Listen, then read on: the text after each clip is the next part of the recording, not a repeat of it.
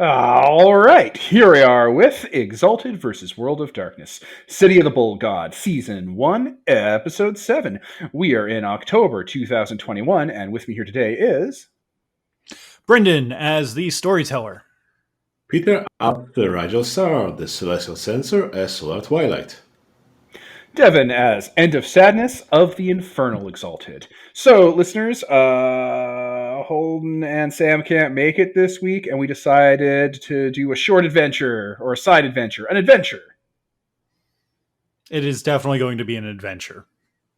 Rick and Morty for 100 years. Come on, guys. 20 minutes. Quick in and out adventure. Right? I mean, we have time. We told the vampires we were gonna take some time before we met for Elysium, so we got some downtime. We'll do some downtime. We'll do some cleaning, some housekeeping. How bad can this go? So you said it, not me. So last time you all got into a Matrix-style throwdown fight with the followers of Set that ended after a round and a half of combat. Learned they went down some ghouls. Real easy. The leader took a little bit longer because he played smart, but then decided to attack and not just stay obfuscated. Yeah, his funeral. Not run with snake tail between his legs. After that, you guys talked to their ghouls and the remaining people. You learned some neat things. Specifically, as I recall, where the Elysium is, and who the Prince of the City is, and also that there is an Underprince that also hangs out in the sewers, like End of Sadness does. Yeah, fucking a lot of royalties all over the place. Well, I mean, it is Britain. Ugh.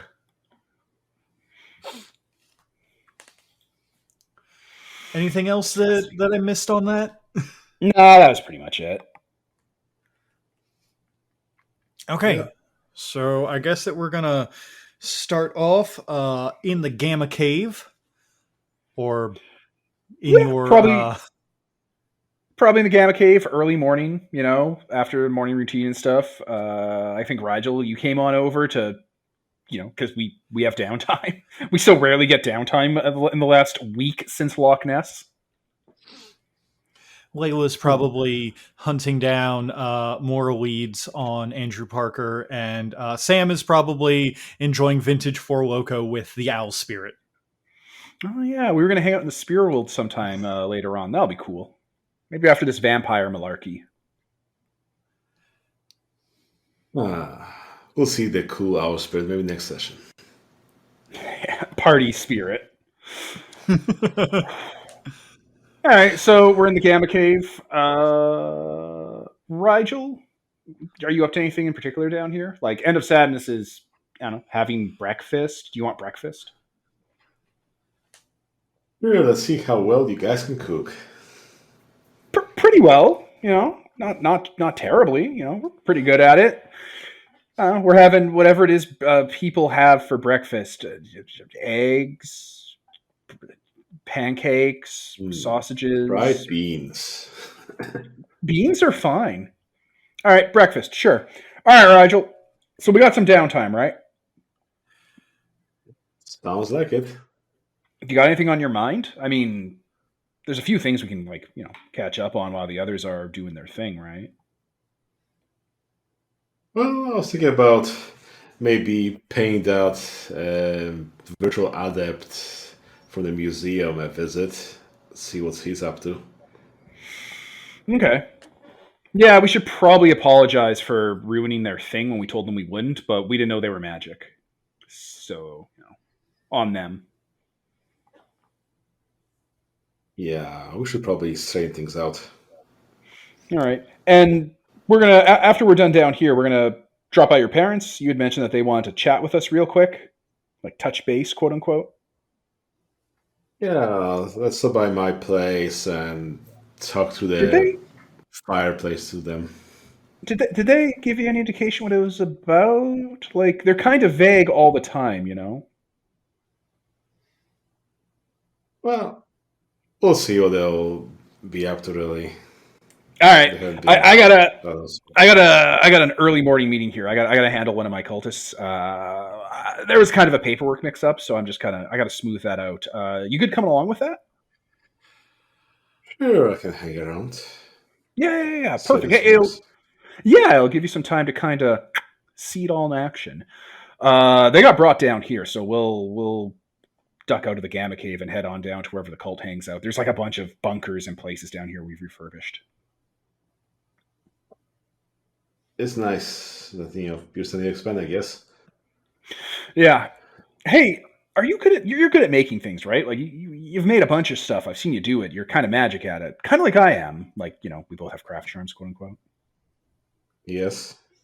If you ever get a bit of free time, would you mind helping me out kind of expanding some of the some of the facilities here? Like I can do a lot on my own with, a bunch of like cyber demon rats and stolen construction equipment, but it's hard to get like a bulldozer or a power loader or like an auger down here with the proper hookups, if you know what I mean. Well, I think I can help with that. With a Like, flashback to last fight scene where bulldozer yeah, suddenly appeared. yeah. Like we try I to think put in I like a can get pool. one down. There's like pool tables and equipment we want to put down here that needs like a level floor, or like we'd like to put down hardwood, but we can't do it on like gross fucking rotting rocks covered in like moisture. So I could use a bit of a help. Sure, I'll come on down every now and then and help out. Rock, thanks. And yeah, we'll I don't know, finish up breakfast, leave Whispers to take care of the Gamma Cave, and head on down to another part of the underworld where what was her name? Miss Honey, right? Honey Grant. Honey Grant. Yeah, we'll go and see Miss Honey because that's what Under Sadness calls her. Ah, another World of Darkness thing with Miss Honey. Right? It just keeps happening. So, like, There we magic kung go. fu? Yeah, as we're walking. So, magic kung fu? When did that happen? The last time I was here, when we met with that friend of Layla's. Oh, I don't really remember any friends of Layla's down here. That seems odd. Well, maybe you missed her. All right, weird.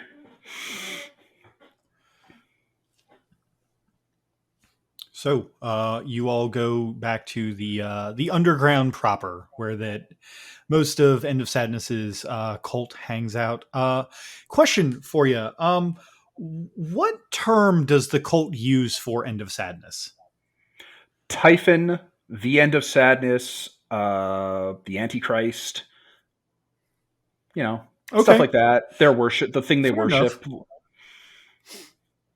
Yeah, I wasn't sure that they like if they saw you on the street, they would just kind of like nod and go like, "Boss." Yeah, something like that. Things like that.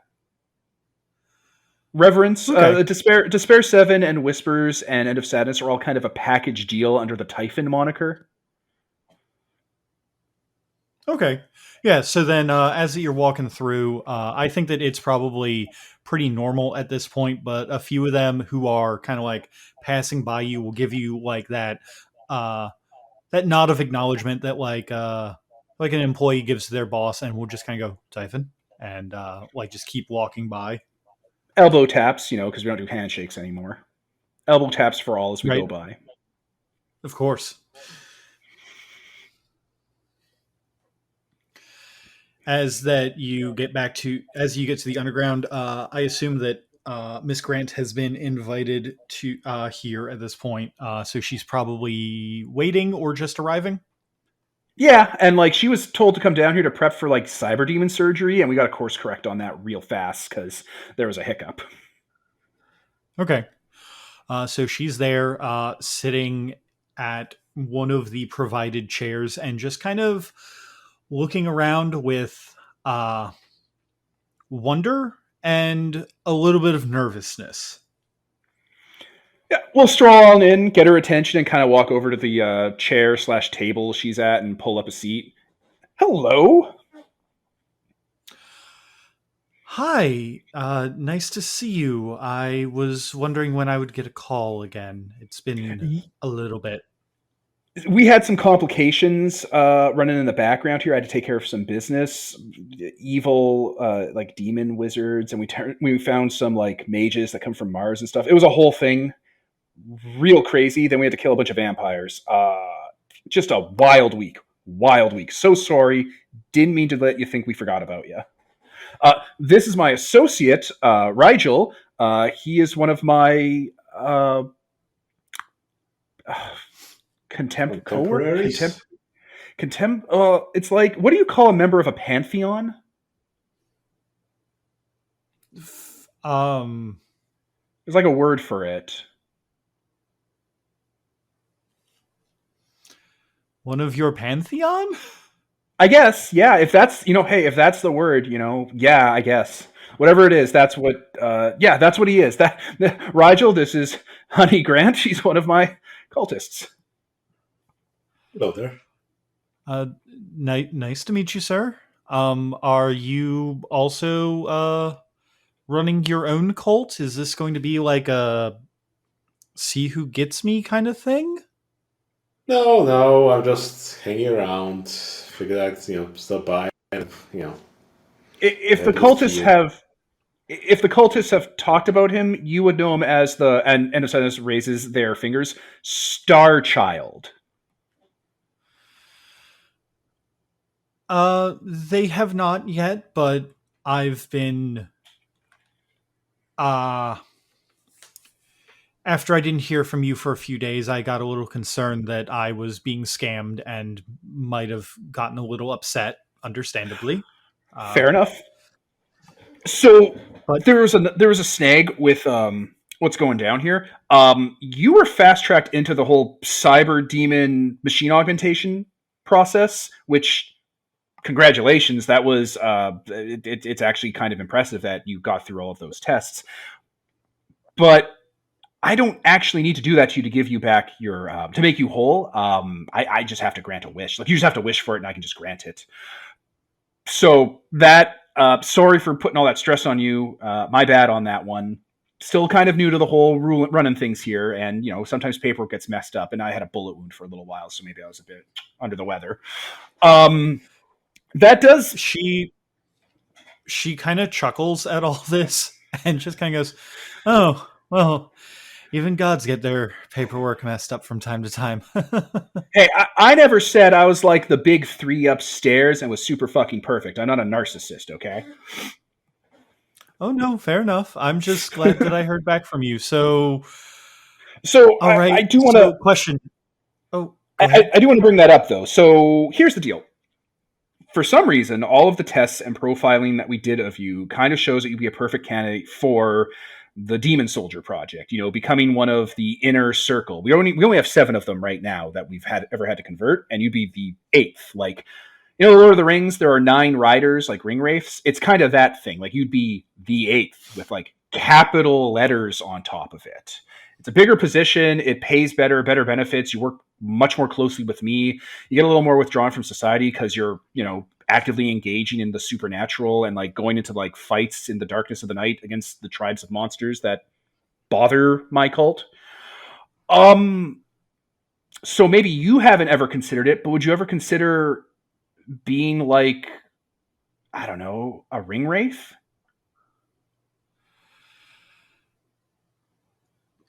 Wow, that's a lot.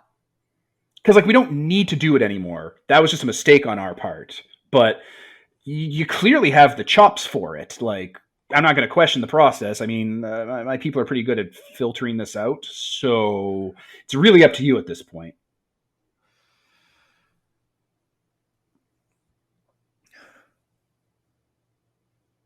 So I'd still get my arm back though. Yeah, and Plus like more. a bunch of other stuff, but it has like a whole counterbalance thing if I'm ever slain, because that could happen. You'll be in a bit of a pinch, so to speak. But we're fast tracking pretty close to the whole rapture thing, so Right, probably but won't. what are the chances that someone's going to kill a god, right? I mean, I don't like to tilt my hand too much, but Endosadness points up. We're seeing how easy that might be one day. Maybe not, maybe you guys, but me and the Pantheon. Somebody's to blame, and someone has to be punished for all of this mess. And by mess, Endosadness just gestures to like everything around them. Somebody has to be to blame. Ah, yes. So you're going to take it up with the London Underground department. Yeah, something like that. I'm just saying there's a manager, and that manager probably, could do with a bit of a confrontation sooner or later. Well then, question then for you. If I just got my arm back, did you still need me to work with the truck?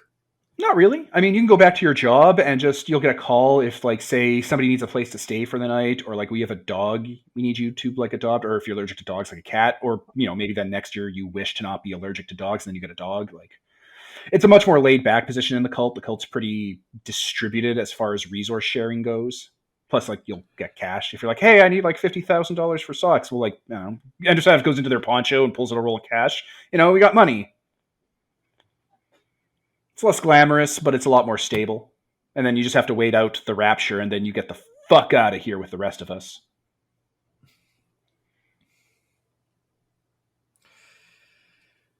Huh. Both options are extraordinarily good. Like, You get either one. She kind of looks to you and goes, I feel like, now do you need all 9 of these people? No, whenever we find good candidates, we go for them. Like, a lot of these people don't want to be a part of society. They want to, be in the back alleys, doing the thing, doing the heavy lifting, because for them it's rewarding. I don't know how to explain. I guess I sort of do that with the whole, ripping at the system as much as possible to get what I want for my people. There's going to be a meeting, by the way. We're going to do like our first big kind of god to cult kind of sit down in the next little while, where we kind of hash out exactly what the game plan is, and I'll kind of go into that in more detail. But I'm really here for you guys, and you guys are really here for me. It's like you're my quote unquote tribe, and I'm your Baphomet, like in Nightbreed sort of deal. You're my people.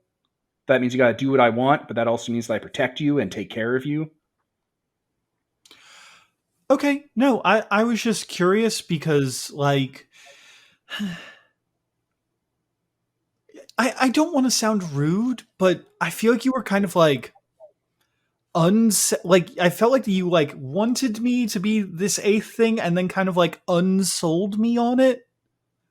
And I think that maybe it's super honesty. Like, it helps. Okay, that's completely fair. I wanted to make sure that you realized what you were doing. No, I'm really laid back about it. Like, if we find someone, it's fine. It's not like you couldn't just opt in later if you decided, yeah, you know what? Give me the laser cannon arm. Give me the demon scream that makes people like pass out. It's awesome. You can just do it later. It's fine. People can opt in. While that sounds absolutely fantastic, I just really want the arm back. All right, so just say, I wish my arm was restored to me. That easy. Yeah. Oh, okay, wait, there is a bit of a catch. Like, there always is a catch. There's 1,000 catches. I'm an antichrist. Like, come on. Oh. Right, there's going to be a thread when the wish gets granted. You're going to feel it. It's going to be like water washing over you, or like a tug. Don't pull at the thread. If you pull at the thread, you'll see the downsides of the wish. You don't want to see it. It's a huge pain in the ass. It won't come up. Don't do it. Just let it pass over you. Choose to ignore it. Trust me, you'll be happier for it. Everyone else here was when they did. She looks over. There's a few people who like just immediately nod. Yeah, just don't tug the thread, okay? I mean, you can if you tug the want. thread. You'll know it when you feel it, okay? You'll feel like a and just let it pass by. Focus on how good, and I'll snap my finger, and like someone will come over with like a cheesecake in a jar. Focus on how good this cheesecake is while the wish is being granted. It's pumpkin spice because it's the fall. Sure. I'll she like takes a fork, cuts into the pumpkin spice cheesecake. And before that she takes a bite, before she like puts it up to her mouth and takes a bite, she just goes, "I wish my arm was back," and then is going to eat the cheesecake and just focus on it.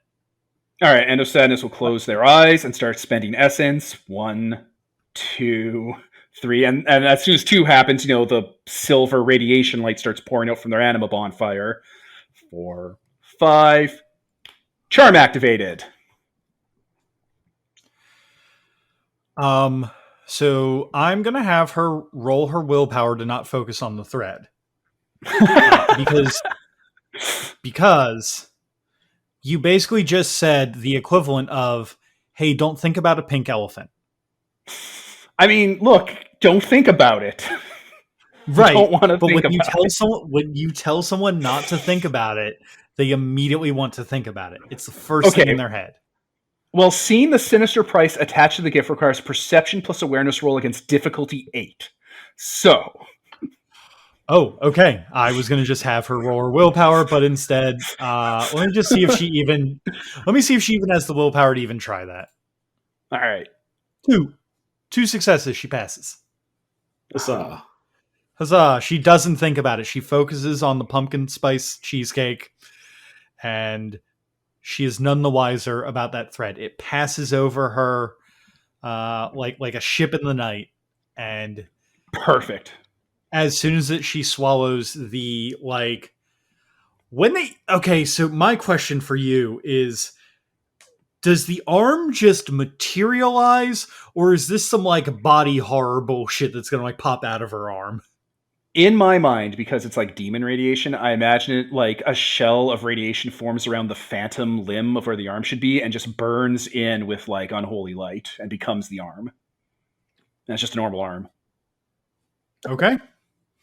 It burns in, and there is a moment where that you can see that she was savoring the cheesecake with eyes closed, and then she feels the burn, and an eye peeks open, and she immediately closes it and kind of starts moving and flexing the limb as it becomes more and more real. And once it's gone and she no longer feels that toxic radiation burn, she opens it up, and there's this look of absolute wonder and joy and having found a lost pet after years and years of it being gone, like a lost member of your family. Hey! Thank you so much. Wow, this is amazing. Thank you. Am I allowed? I'm gonna go and tell everybody that I know who has problems like these to come see you. Yeah, absolutely. Feel free. You'll get proper orientation for everyone here. Don't worry about it. It's not a whole thing. We're in a lull right now, so people here already have a party set up too. If you want, there's a whole little get together, shindig. People brought a potluck. Oh yeah, that sounds fantastic.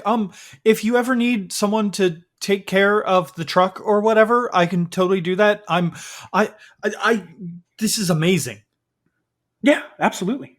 She's just moving her hand around and up and down and left and right and just flexing it and showing it off to random cultists who are cheering, looking impressed, cheering. A miracle has happened. And she just kind of just goes, "Oh, I've missed it so much. I've missed it so much." And she just there's a point where that she just looks kind of skyward and as if that she's like looking towards God, and just gives the most enthusiastic like double middle finger at the sky. We're coming for you, old man. She yells with you, "We're coming for you, old man." Everyone's doing it. It's a party. Everybody's doing it. Ryder was sipping his tea. Everyone asterisks. All right. Well, we got a bunch lined up for today, so I got to bleed off all of this because, strobe light in the middle of the room. But, enjoy yourself. Head back topside. Stay in touch. You'll get, Inside taps her head. You'll get the call when, we're going to gather everyone up for the big meeting. Right, of course. I can't wait. It sounds fantastic. Glad to have you. Glad to be here. And she's going to just kind of go off and mingle with some of the other cultists and just kind of enjoy her new social crew that she's found, her new family. Oh yeah, and some of the cyber dogs are down here too, and they're pleased as punch. A bunch of those animals are down here. People socialize with them all the time.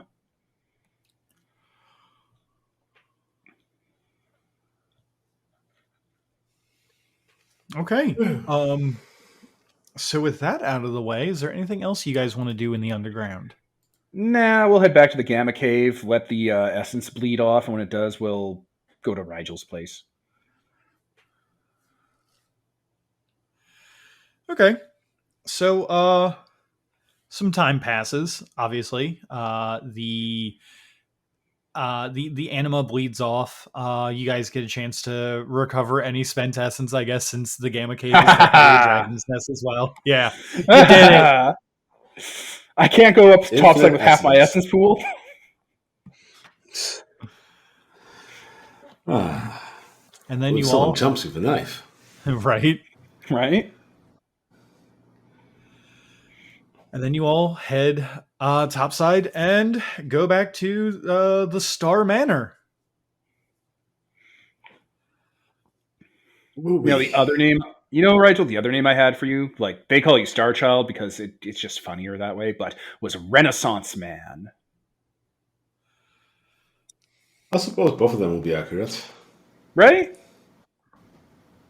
You have a weirdly wide selection of skills. Well, thank you. So think? I was asking if End of Sadness was bringing Whispers with him or just leaving Whispers. Okay. Whispers can fucking handle cult stuff. Okay. We don't need a doubt to hang out with mages. Yeah. Head back to hang out with the stars.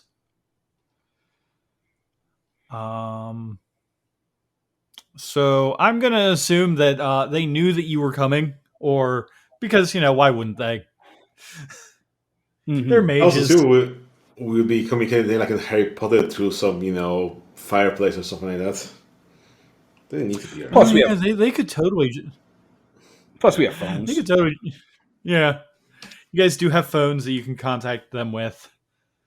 But, yeah, you get there and are hanging out, and eventually your parents come through one of the doors that if anyone else besides them opened it in a specific way, it would literally lead into a brick wall. It's got a very that door has that door and some of the hallways near it have a very Winchester House vibe. But they come through and your dad looks to you all and just kind of goes, "Oh, just you two today, huh?" Yeah, we had a bit of downtime. Yeah, that happens. We were just dealing with a little bit of the bureaucratic nightmare that is the Chantry back on Mars. How did that go? On Mars. Well, one of the other houses is trying to make some political moves against the Archmage over there. It's a lot of this and that. They say that the technocracy is going to be making some moves soon. They think that they've been having some weird issues lately with some of the demon summoning rituals that they do. These things just aren't answering their calls when we're asking for advice. It's a whole thing. Those sound Huh. like a lot of complicated matters. They're mm, complicated and interesting, but overall, it's just politics as always. Me and your mother have lived through at least two, and he heavily air quotes, Order of Hermes civil wars. I mean, we weren't there for the big one, but like every now and again, some of the upstart houses decide, oh, we're gonna be the new one. We're gonna be the new one to lead it, and we're gonna do it with force. And the archmages just put him down because these upstart kids sometimes. Wait, so you have Oh, like houses like in Game of Thrones? uh, yeah, that's pretty accurate. Oof, sorry. I mean, it's better than having. Yeah, no, and sometimes it works out, sometimes it doesn't. It's like political Fair. parties. Over here we have more than two, right? EOS. Yeah, I mean, right here we've got the Tories and the shit. I'm American. I don't actually know what the other one is. Got the I've been to labor. That's definitely. I've I've been to a few countries, and if I can tell you one thing, there's only ever one political party. Or is the Oh, labor the Scottish Nationals?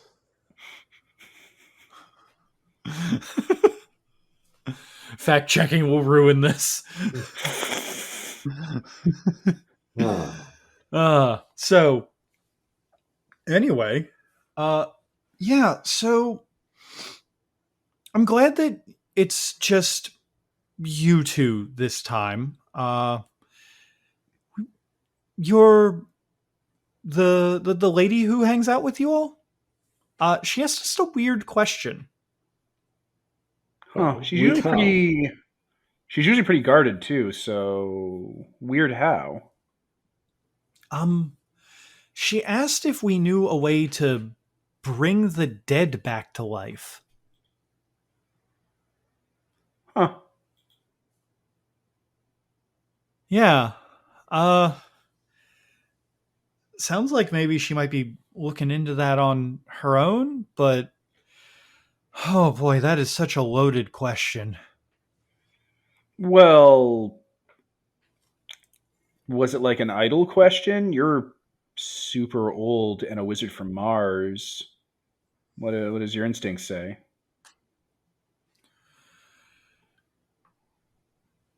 They both kind of like eye each other and then look over to Rigel and just kind of go, "It's it's technically possible." And there have been recorded cases of these things happening. I mean, most fictional stories have an ounce of truth to them, sometimes more than an ounce.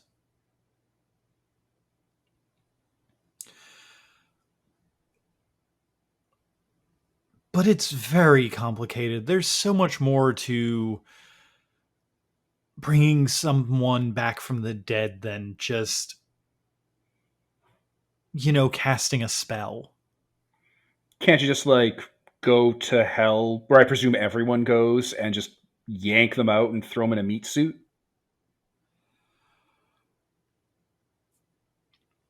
They both just kind of stare at each other.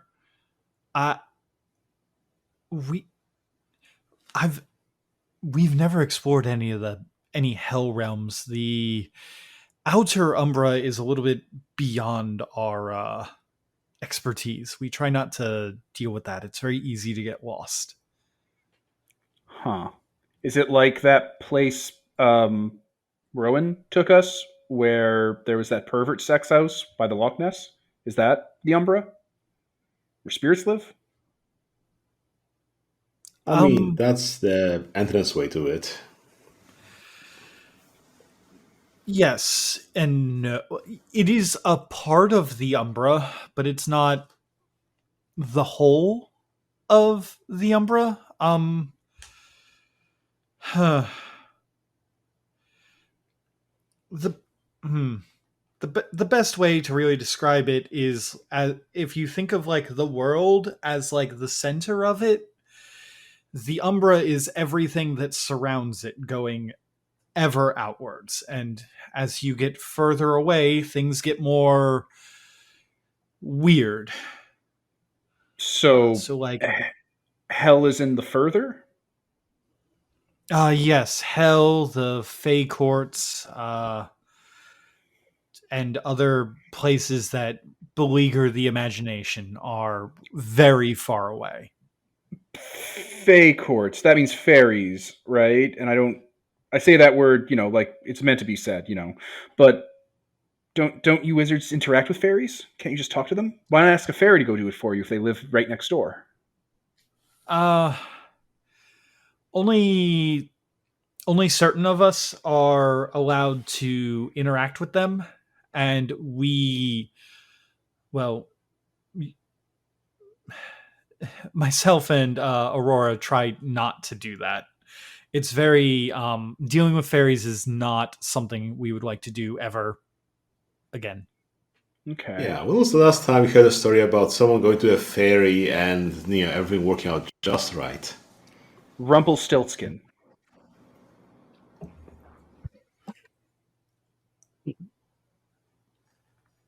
Fairly sure that did not end just right. The Lord of the Rings, the Fellowship of the Ring. There weren't fairies in that one. Yeah, there was a dude with elf ears, an elf, like a Keebler elf. That's a fairy. No. Hmm. Tolkien elves and fae are completely different things. Aladdin. That's a genie. That's a genie. It grants wishes, and they're cursed. That's like a monkey paw thing. That's fairies. No, that's just What? magic. What the fuck is a fairy?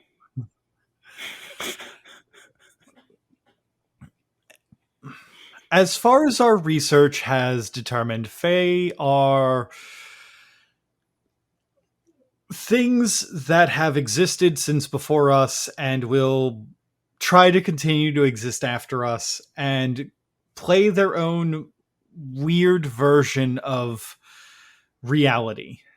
And every Wait, couple of years, they come in and maybe steal a child and then wait. replace it with Are a fae. these? Yeah, are these the things that like leave like lights in the sky, crop circles, mushroom things? You lose time all the time because that sounds like aliens. You're saying that aliens live next door to hell. I mean, that makes You know, sense. you're not the first to posit that, and I could completely believe that.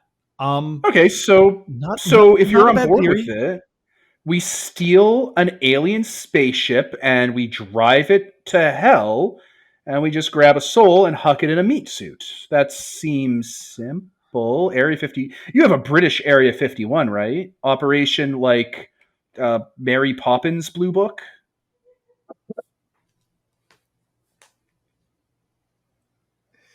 Was not prepared for this conversation to go this way. Ah, Well, unfortunately, we don't exactly have all of our mortal contacts. That's why we have Rigel around nowadays. Plus everything else. Waiting for that part to drop. Uh, I'm. We're a little. This conversation has taken a way that has us a little more flustered than we expected. No, it's understandable. Everything's like that all the time. Aliens, Fae, Hells. Wow, you're really asking all the deep questions. Well, okay, well, you say that bringing people back from the dead is hard, and there's a fucking truth thing to all of things. So, I don't know, how did you guys assume people came back from the dead with wizards? Because I thought you would have to go get their ghost, which is their soul, like Ghost in the Machine type ghost. Yes, that's actually what the we. So there was once an etherite. No, no, it was a. It was someone who got expelled from the Order of Hermes. That's right. That's right. Who had tried this use it back in the 1700s, I believe, and he had lost his wife to disease and he couldn't handle it, so he went a little crazy, and he basically he basically got a he basically stuffed her soul into a bunch of corpse parts. Yeah, Frankenstein, I get it. Right, yeah, like I said, met a lot of fictional stories have some truth to them. Right, I assumed. We can go hang out with that dude who's definitely not named Adam. Only pretentious people think that.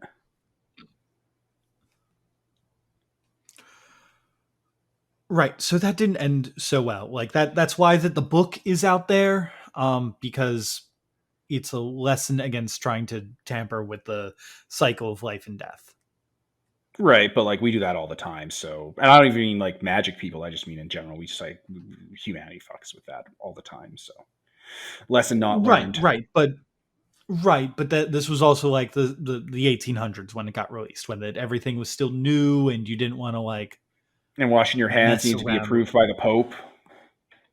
Right, exactly, and like back in the plague days when that you were considered clean when that you took when you took a bath 2 times in a month. I read a Reddit thread a while back that said that the only reason people think that is because rich people are so fucking brain dead that they thought that, and the rich people's diaries are the only thing that exists, and that normal people, like poor people, would like bathe like all the goddamn time because they want to smell like their taint. But I don't know. I think it was a Reddit thread to a Twitter link that I half read. No, that totally makes sense, but most of the histories have that. But then again, Wait, scientific no, maybe. evidence from those times.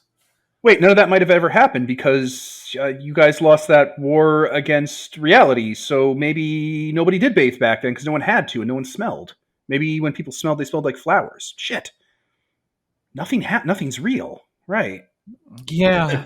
Hey, if you weren't whatever you and our son is,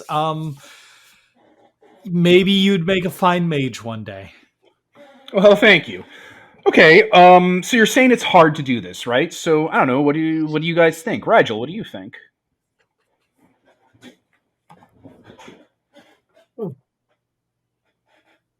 Well, we definitely can start brainstorming the ways of going about it because there's more than one way to cast a spell and achieve the same result, I suppose. Like what about bringing someone back from the dead is hard? Is I guess what I'm like. You guys have you have wizard magic. You can just do a wizard thing. So you can just make like a really big fucking chalk circle on the floor and like dump like 100 gallons of pig blood from a factory farm in to like make it go. Uh, I don't know how Despite anything this what works. popular culture might have you believe, you need a little bit more than just the uh, the base components to make a human.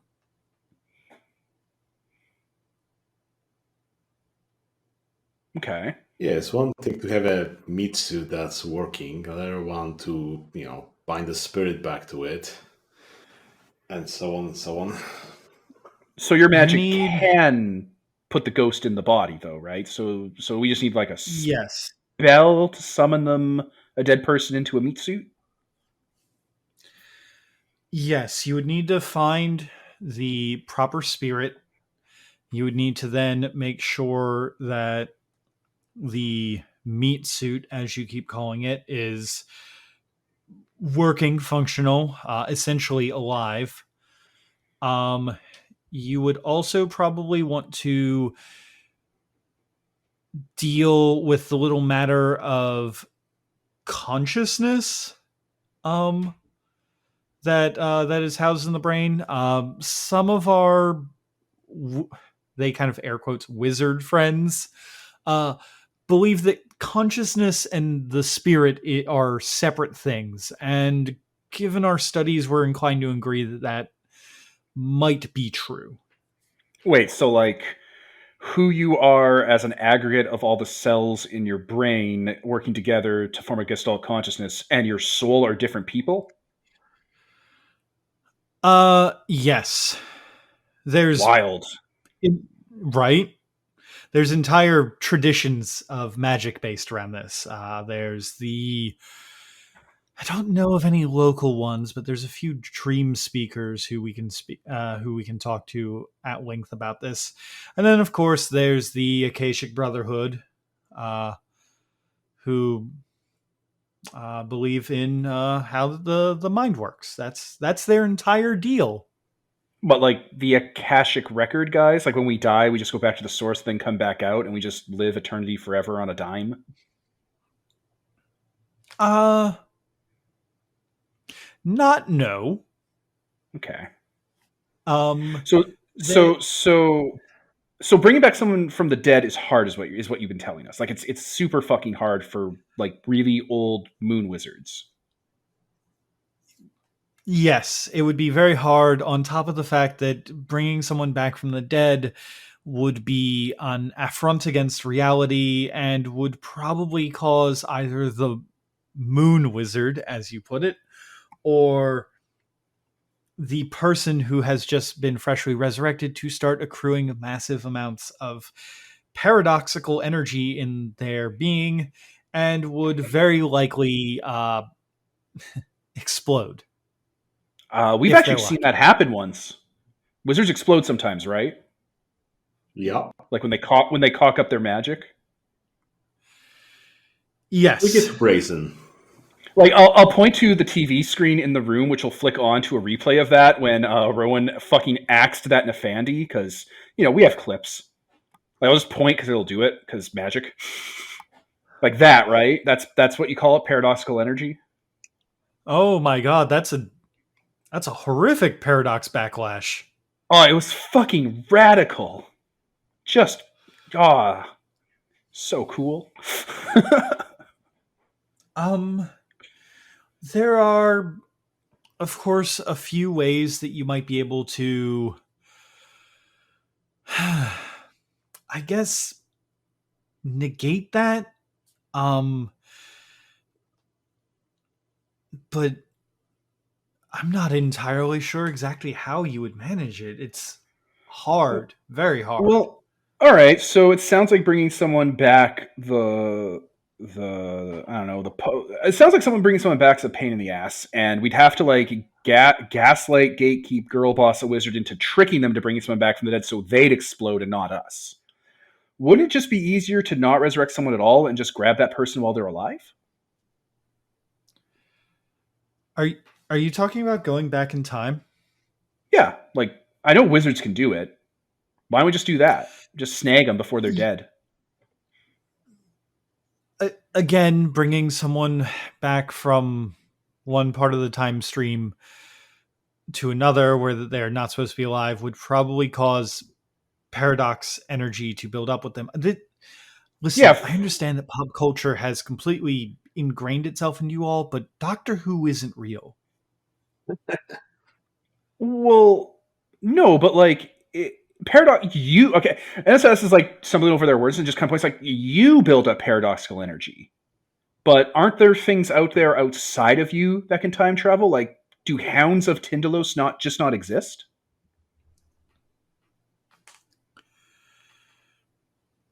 Well, isn't there some old man Wrinkle? But he's the one that chased the things that travel through time. Oh, okay, but does this fucking thing, can it travel through time?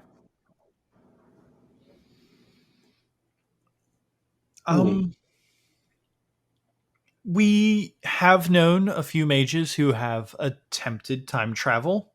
Well, not mages, because you Uh, guys accrue paradoxical energy, and it it sours the milk apparently, right? But that thing you mentioned, does that thing travel through time? I heard its name was capitalized when you said it. I think it might be more of chasing things that are trying to mess with time.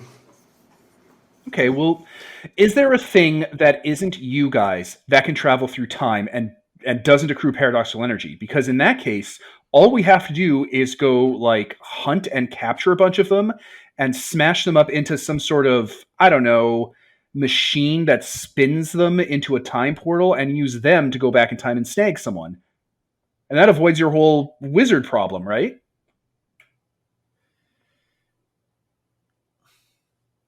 yes. Okay, well, fucking find us creatures that are naturally, what's the word I'm looking for? Achronal. Find us achronal creatures, and we'll just go fucking hunt them. Okay.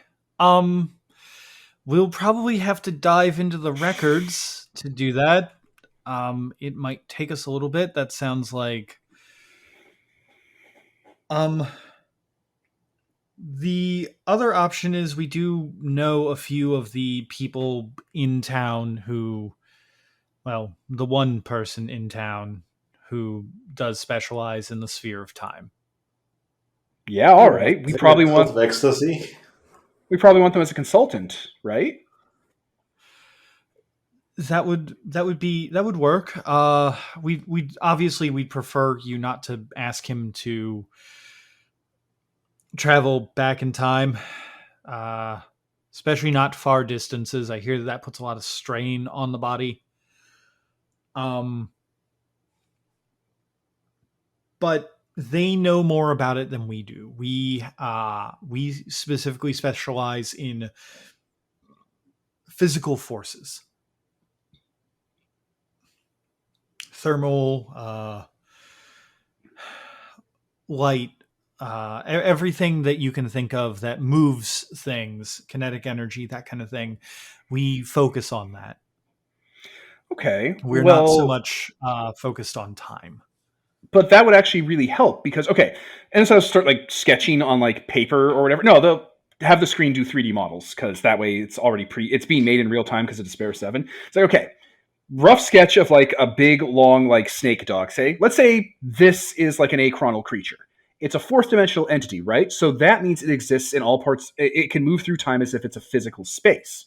So we don't need someone with time magic so much as we have to wrangle this creature. We force its head to go back to the moment that someone died. We keep its, I guess, backside here or whatever and open it up.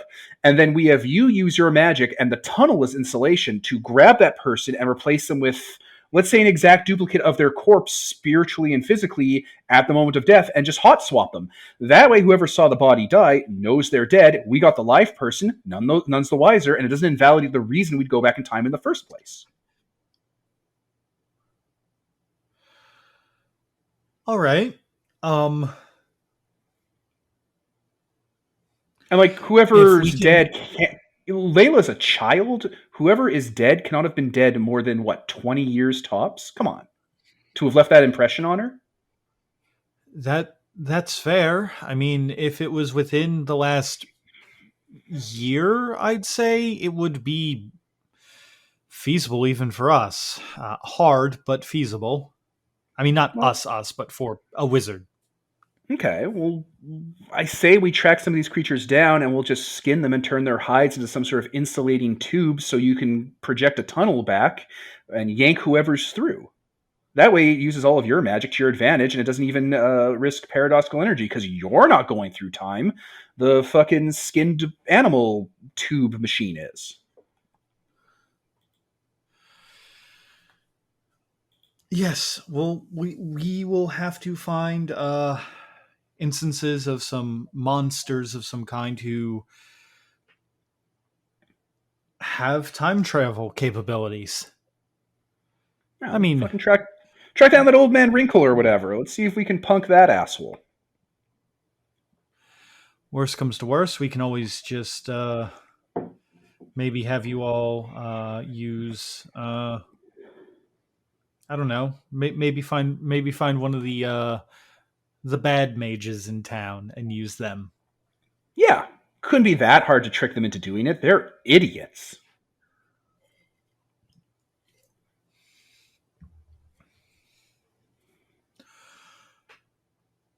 So, anything else besides playing God? I mean, that's pretty much, that's our bread and butter, Mr. and Mrs. Star. Fair enough. We'll start working on this, and like Aurora kind of just looks up and goes, "You know what? I actually remember hearing a story from ancient Greece about something like this.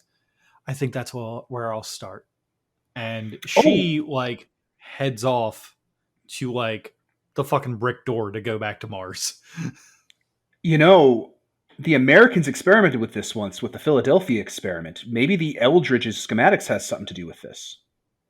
And that wouldn't tie in your wizard stuff, right? No, that sounds very much like a that sounds like something fun to do. Plus, digging up some dirt on our American cousins could be fun. Yeah, or we could fucking go to that old musty bitch H.G. Wells, find their time machine.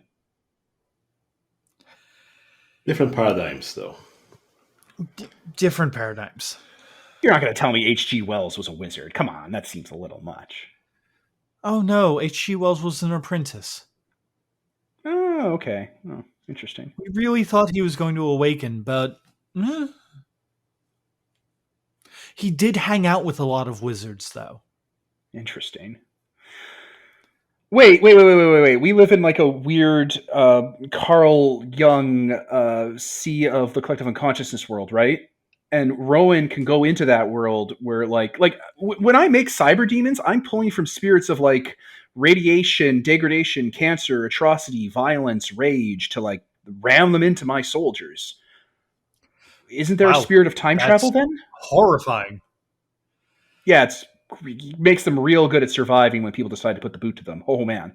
But like, isn't there a spirit of time? And if there's a spirit of time, that means we can put our fist to its face if it doesn't do what we want. I mean, there probably is a spirit of time to represent the concept of time, but doesn't mean that just because there's something that represents that idea is real. I have no idea how this works, so I just assumed it would. Like, we could find Father Time and just be like, Father Time, you're going to do us a solid, or else. All right. Well, you know what? Since my wife is going to work on the ancient history thoughts, I'll work on the. I'll tap some of my my spiritual people and see if they can give me a list of the spirit hierarchies for conceptual concepts such as time and that kind of thing.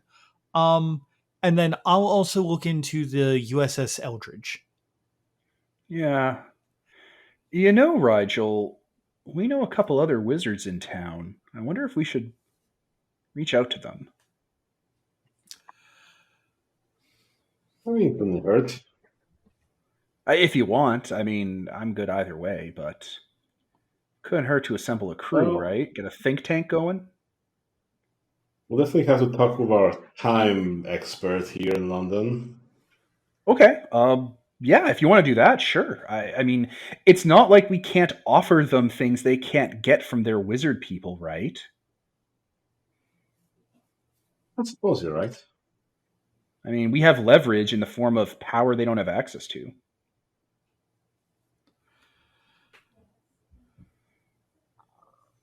All right. So, who's that contact you were mentioning that knows about time? Oh, that would be That would be Uncle Earl. Earl. What are Or they the about? Earl, whatever he wants to go by nowadays. He's a club owner and a manager for one of the local dance scenes. He's getting up there in age, but he runs the local cult. I And think this like, would be Cult of Ecstasy. yeah. Uncle Earl, eh? Well, that contains some of the letters of Time Traveler, so I think we're on the right track.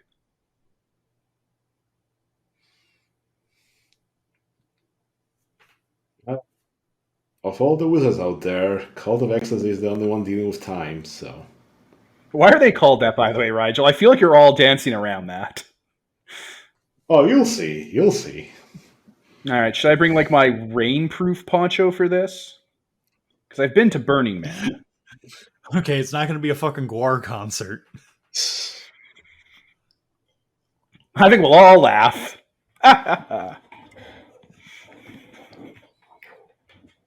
And Smash Cut. Right? End of Sadness didn't get that reference, and neither did I.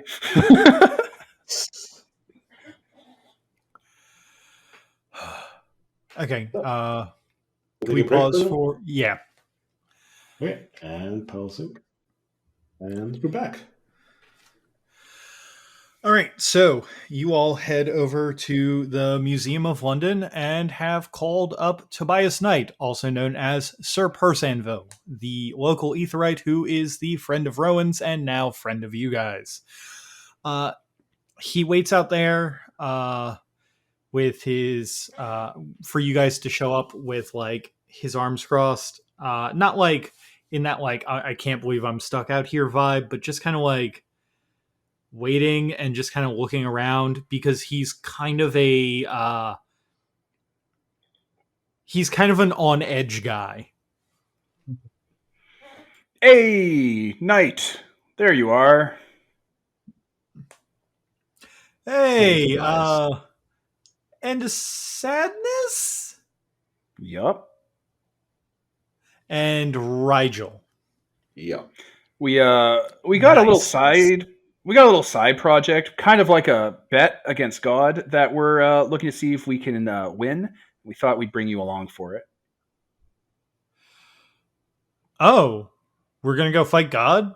No, we're just gonna spit in his face like the impotent loser he is, and do something nice for someone.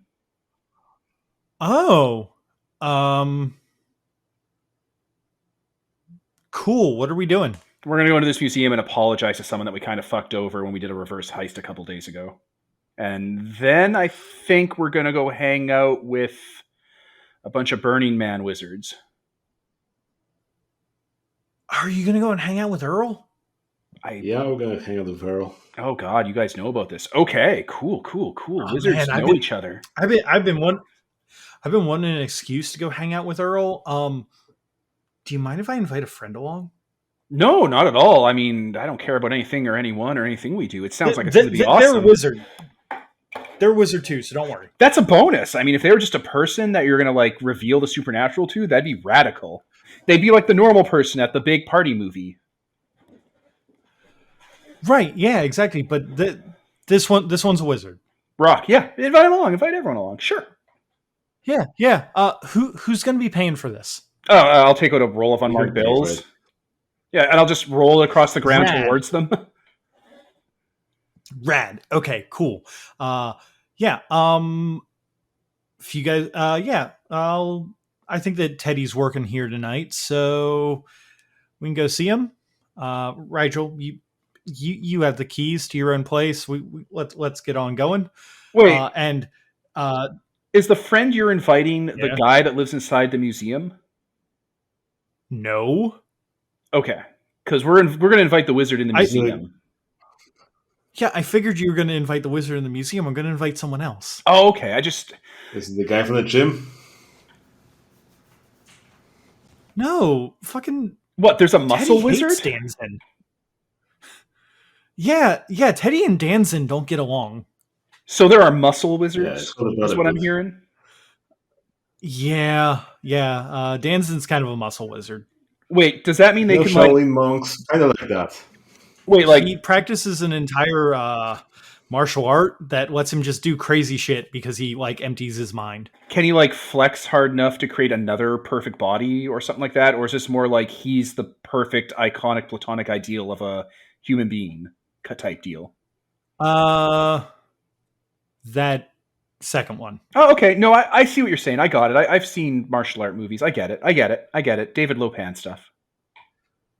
Yeah, he just kind of he empties his mind and then fills it with the knowledge of the universe, I think is what he keeps saying. And like, I don't know. He says that he's never held a gun before, but we took him to the firing range a couple weeks ago and like all bullseyes. Like I thought at first wizards were going to be kind of lame, like vampires turned out to be, but this is all sounding extremely radical. You know, some of us are really cool and some of us are not. All right. Well, I thought it was going to be a lot more Hogswartsy, but yeah, okay, this is turning up. This is turning up, Rigel. You got the much cooler end of the deal. The Hogswartsy is more like the nerd wizards, like the Order of Hermes. Okay. All right. I'm learning things. Okay. I guess we'll just walk in and not try to cover ourselves this time. Like we'll just flip off the guards as we walk in because the boss is here and we're not trying to be undercover. Yeah. That works. I'm gonna call my friends, see if they're gonna come, and like, Tobias just kind of like pulls out a phone and just kind of like along the way, just like, hey, Misty, we're going on a bar crawl. You want to come? Yeah, it's Tobias. Come on, bar crawl. I'll cover. Come on. Okay. Yeah. Okay, cool. See you soon. Bye. Hey, text your friend this number with their address and a ghost demon car. Christine will come pick them up and drive them around. It's a limo. Oh, that's not terrifying at all. But you know what? You guys have helped me out a bunch. So yeah. We're taking the limo. Not taking the limo. Of course. That makes more of a pub drive than a pub crawl, but that's fine. It's not like the limo has anything better to do. We've already avenged its owner. And considering that you guys have endeared yourself to this guy before, he's going to trust you, whether that's for good or ill. Yeah. Oh no, they're taking me to a secondary location. We're not a secondary location. So many other Mark van. Oh yeah, when by the way, a car's gonna pull up with stuff in it and I'm gonna take it out and like walk with it, like cases of beer and like a suitcase, and we'll like head on down. All right, so you guys head on down to the museum and go to meet up with Teddy, who kind of looks to you all at his desk. Hey. Hey. You, Mr. I gotta see your server room, huh? Oh yeah, we fucked with your machine. We didn't know you were a wizard. Sorry. Yeah, I know. Yeah, here's a case of beer, and here is a suitcase full of unmarked bills and what I did to it and what parts you're going to have to replace. I possessed it with a demon spirit so it would obey me because I'm an antichrist that lives in a sewer. I know you're a hologram wizard that fucks with IT, and that's goddamn radical. Would you like to come to a bar crawl with us? Because we're going to go and spit in God's face and do a good thing for someone. Wow, that's a lot to take in right away, off the bat. Yeah, but you're a wizard, so you know. First off, I appreciate the apology. And also explaining what you did, that helps me get rid of any kind of like air quotes malware. Oh yeah, like Latin style. That's a real good fucking word. Malware. Jesus Lord, that's what I should call it when I put a demon in. Malware. Fuck. Right. Glad I could help. That's really cool. Obviously you guys are inviting me out. Can I just like project there? Yeah, sure, whatever. Order yourself a bunch of food at home with this unmarked bills and just fucking have a party with us, man. Come on. Okay, yeah. I'll do the thing, but I don't like leaving the house. Yeah, who would? Look at this place. This place is a shithole. Gestures to the entire planet. I got you. We all got you. See, he knows. Yeah. You should just hang out with me on the digital web. Yeah. You know what? I'll have my like fucking demon monsters chat with you and stuff, and we'll hang out and shit. It's awesome. You're a tech guy. I can tell you all sorts of tech guy. You know, I once stole from the military. I got a bunch of. It's great. Fucking cybercrimes are awesome. I love cybercrimes. Christ. Oh, right. Same. It's so cool finding another tech demon monster wizard person. God, yes. Yeah. Okay. Yeah. I'll come hang out. But you care if I invite a friend? Yeah, who you inviting? Fucking someone else is coming too. I don't know. Let's all coordinate who we're inviting so we all don't wear the same thing and don't have to change. Oh, right. Of course. I was going to invite my my personal trainer. Muscle Wizard? Yeah. Fuck, awesome. That's so cool. Wait, we're going to meet with the Earls, and I've heard they don't like that, right? Well, They cool with Earls? they could suck it up a little. Come on. Because Tobias just said.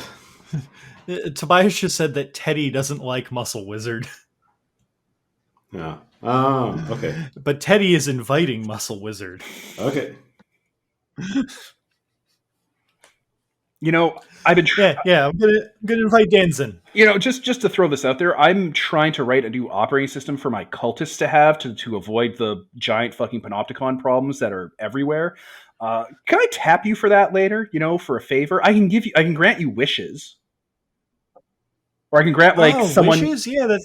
I grant someone who you want who's like sick or something wishes. I do it like constantly, like all the time. You know, we'll talk later about it though.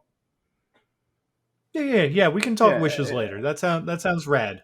Fuck No, yes. I'm totally in the realm of giving wishes. I love giving wishes. Fucking wizards. Why are wizards so much cooler than vampires? By the way, the reason we were here the other day was we were trying to steal a book, and then fucking vampires infiltrated the place, and we had to deal with vampires the whole time.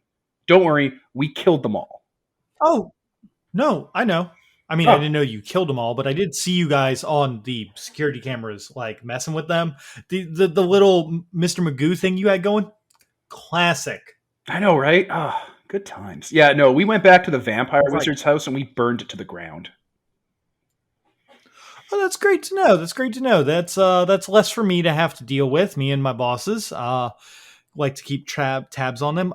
Do you remember what they called themselves at all? They called themselves the followers of the Anteater or some shit instead of the followers of Apophis. Oh, okay. The snake ones, right? Yeah. Real lame. Okay. I'll let my boss know. He's keeping tabs on everything that goes on. If you don't mind. No, it's good. I'll emphasize points to their cast symbol on the forehead. By the by, don't use this to run like a fucking teenage drug addict murder cult. I will absolutely bring the hammer down so hard.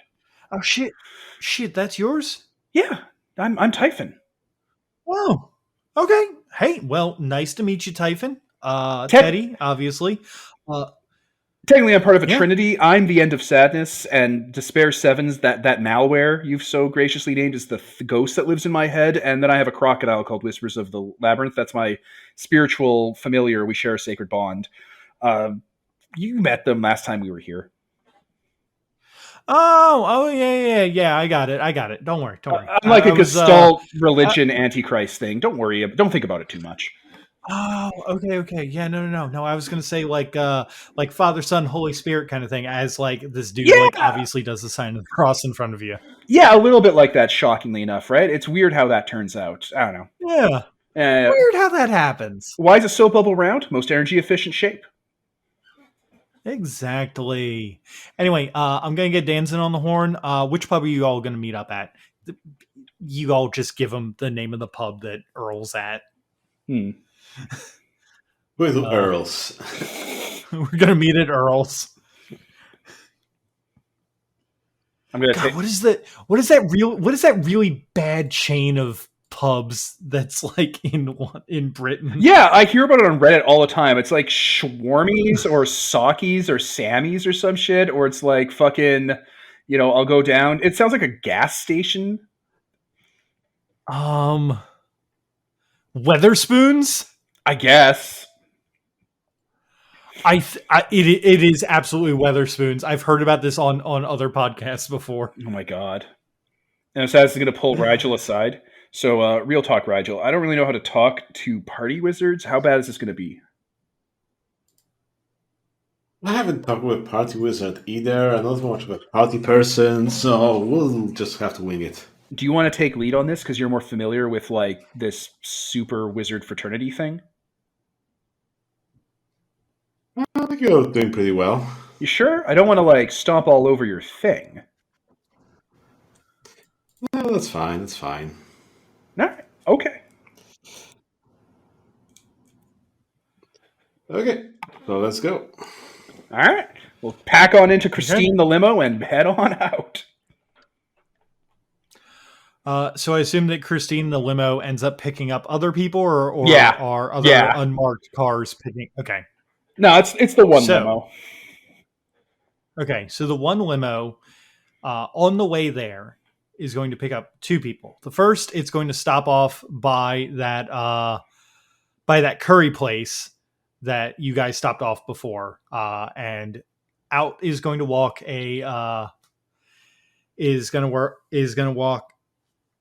out from the gym is going to walk a kind of like average height, fairly ripped looking, like Japanese guy who's gonna like open up the door and come in and look to you all and be like, because obviously like Teddy's hologram hasn't followed you out. It's gonna be like, he's gonna look to you all and be quiet for a moment, and he's gonna just kind of, all right then, Ted asked me to come down here and help y'all out. What is the deal that's going on? So I'm just going to guess that you're Muscle Wizard. My name is Dan Zen, yes. Damn, dog, you are ripped. Why, thank you. I've been perfecting the art of dough. Oh my god, holy shit. I'm End of Sadness, Antichrist of London, point to the forehead thing. You've probably seen the posters. This is Rigel. I'm pretty sure you know them by reputation because they have a whole thing going on. This is Christine. It's a ghost car. Rigel? Okay, putting ghost car aside. Rigel is in Rigel Star? Yes. Nice to meet you. Fantastic work that your parents have done. Just absolutely help the Acacia Brotherhood in town. Absolutely like help establish a little bit of a foothold. Just love it. Thank you all so much. I cannot extend my my gratitude enough. I'm glad to hear it. Also, Christine, the ghost car. This car is what we're gonna like Stephen King it. Is it gonna take us to the Dark Tower pub? No. I just like put a demon ghost in it and it just drives us around so I don't have to drive sober ever. Also, I don't know how to drive. Oh, all right. Like I do, but not in a fun way. He's gonna look over to Tobias and be like, Tobias, do you vouch for these people, or am I gonna have to? And he kind of cracks his knuckles. Whoa! You don't have to fucking hit us, dog. We're just going out to party. Christ. So, excuse me, and a sadness. You did say that you are the Antichrist of London, and also this is a demon ghost car a la Christine. And the last time that I read Stephen King's books, things did not end well for anyone who got into Christine that wasn't the actual owner of Christine. Okay. First of all, Stephen King's books were something that the book industry invented so indoor kids would have a reason to live. I'm talking about the John Carpenter movie where Christine is her own character. Okay? And she's just looking for an owner that loves her. You know what? That's absolutely fair enough, and I can understand that. However, I just want to make sure that I'm not going to get in no car accident over here. I mean, like, that's okay. We're all in the car too. Well, yeah, but like maybe the car will like accidentally take my seatbelt off, and then I'll go flying through the window. And I mean, none of them Final Destination deaths. It's a limo. We're not wearing seatbelts, and also, if you got into a car accident, look at how fucking ripped you are. You're gonna walk away from it. You're going to tell me you're not While going that to I kung appreciate fu you- dodge your way through the wreckage and then walk out on your own 2 feet with not even your clothes muffed? Come on. You're a muscle I wizard. mean, that is absolutely a secret of the Acacia Brotherhood that I'm not at liberty to discuss. But yes, that probably would happen if I was. Look, people drive like assholes in London. I can't there's a very promise good you. chance. People drive like assholes in this city. I can't promise you you're not going to get hit by a car, all right? But that's not us trying to fucking trick you. We're just going to go to Earl's and hang out with a time wizard so we can spit in the face of God. The theme of tonight is spitting in God's face and doing a nice thing for a friend. Listen, I'm just trying to make sure, y'all did just kind of get me this nice limo. Last time I was in a limo, like, I was getting out of Texas, so. I mean, if you want to hang out with Christine, I could give you Christine. She's looking for a nice owner. I can just make another Christine. It's all good. He gives you the look that can only be, what are you talking about, as the limo is going forward. You guys then pull in front of what looks like an occult shop with like natural healing remedies and crystals. Oh shit, no really, no way. These guys are actually wizards too? Out walks a girl who can only be described as having dyed hair, in a very goth outfit, and she opens the door and slides in next to Tobias and just goes, all right, Toby, you said you were going to deal with this bar crawl, and it looks like you got the rest of the cabal together. That's so cute. I thought you were going to take me out on a date or something, but oh, there's more friends. Oh shit. Risk me to Rigel? Oh shit, Rigel. Wizard drama. Personal drama. Fuck. This lady looks to Rigel first and just goes, "Hi, I'm Misty. How are you?" I'm feeling fine. I'm Rigel Star. This is my friend End of Sadness. Pleasure to meet you. Star, as in Yes. the oh, you feel like you've already had this question then. Surprising how often it comes up, but yes. Well, when your parents are popular, I guess. So you're like actual wizard royalty, not just with the Hogwarts wizards? Well, more like, I come from a good family, I guess. You're They're like- known around town. There aren't that many of us. You're like fucking John Carter, you're a Prince of Mars among these people? That's super wild. The girl kind of Misty just kind of like lays her elbow on her legs and then puts her chin in her hands and just like looks as bored as she possibly could. Yeah, the stars have been really helping out the local mage community for like decades, and my teacher says that we should like pay our respects to the people who came before us because they can teach us so many things. But like, I get it, and that's cool and all, but like sometimes you just gotta like take the new in, Yeah. Shake things up. Upset the status quo. Yeah. right? Looking up at the sky, kinda like- looking at a nearby church as we cross by. Yeah. She kind of like looks over to Danzin and it's just like, so Danzin, how many dumb moms did you convince that they should go and do the that they should go and get like actual medicine? And Danzin just kind of like, well, not a lot of people come by for that for at the gym. And she just goes, yeah, I know. I got 10 today because I like kind of sold them actual medicine through like and then she air quotes, the crystals. Yeah, these people are so stupid. So like people come to you for holistic stuff and you just want them to go to the goddamn doctors and get a vaccine? Yeah, but they won't listen to that, so I just kind of like, you know, magic it up and then like say it'll fix their chakras, but really it's like, you know, penicillin or whatever. And I do ask for their medical records. I am a licensed pharmacist. Oh my god, that's good to know. It's like kind of a genius gig because it's like you just kind of prey on the dumb people to make them like Oh, not idiots anymore. wait. If you're a licensed pharmacist, are you a pharmacy wizard? Like, do you have pharmacy magic? Uh, I mean, I guess I do grow a lot of like herbs and things that can cure a lot of diseases and like toxins and things like that.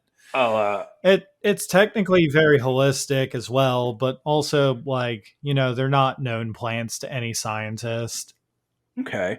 Do you do anything with narcotics? Like, I'll open up the back seat and like pull it down so I can get into the trunk and pull out that chest full of snake vampire drugs. Because like I got this and I don't really know what to do with it other than like fence it, but that seems hypocritical based on how I got it, which was killing vampires who were hawking it. Oh.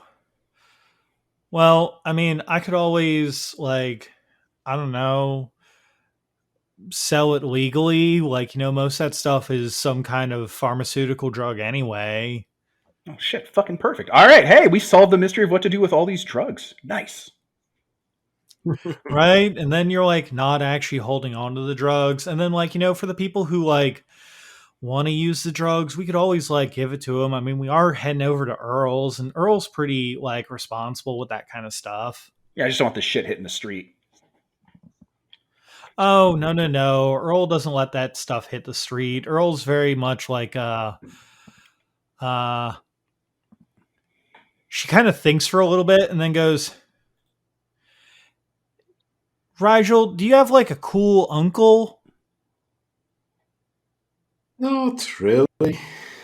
Oh, okay. Well, anyway, Earl's like a cool uncle. Like, he's the kind of uncle who would like let you have a beer before you're old enough to drink, but only after you like said you really, really, really, really wanted it. Like, he made sure that you knew what the consequences were of Mm. having the beer. So, like, you know, he wants to make sure that like everyone knows what they're getting into. He doesn't want anyone to get blindsided by effects. Anytime that I've seen him deal acid or anything, he's always like, "Hey, there's a chance you have a bad trip. Make sure that you like do it this way. Make sure you got someone who's not high, so then you can like they can help you come down." Like, he's very responsible. Shit tons of water. Yeah, you know, the basics. Cool. All right, this is all Yeah, turning shit out. tons of water.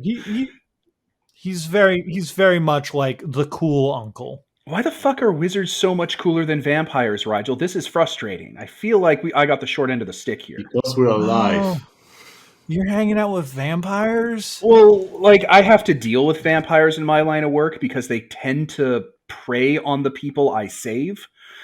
So it's a whole thing.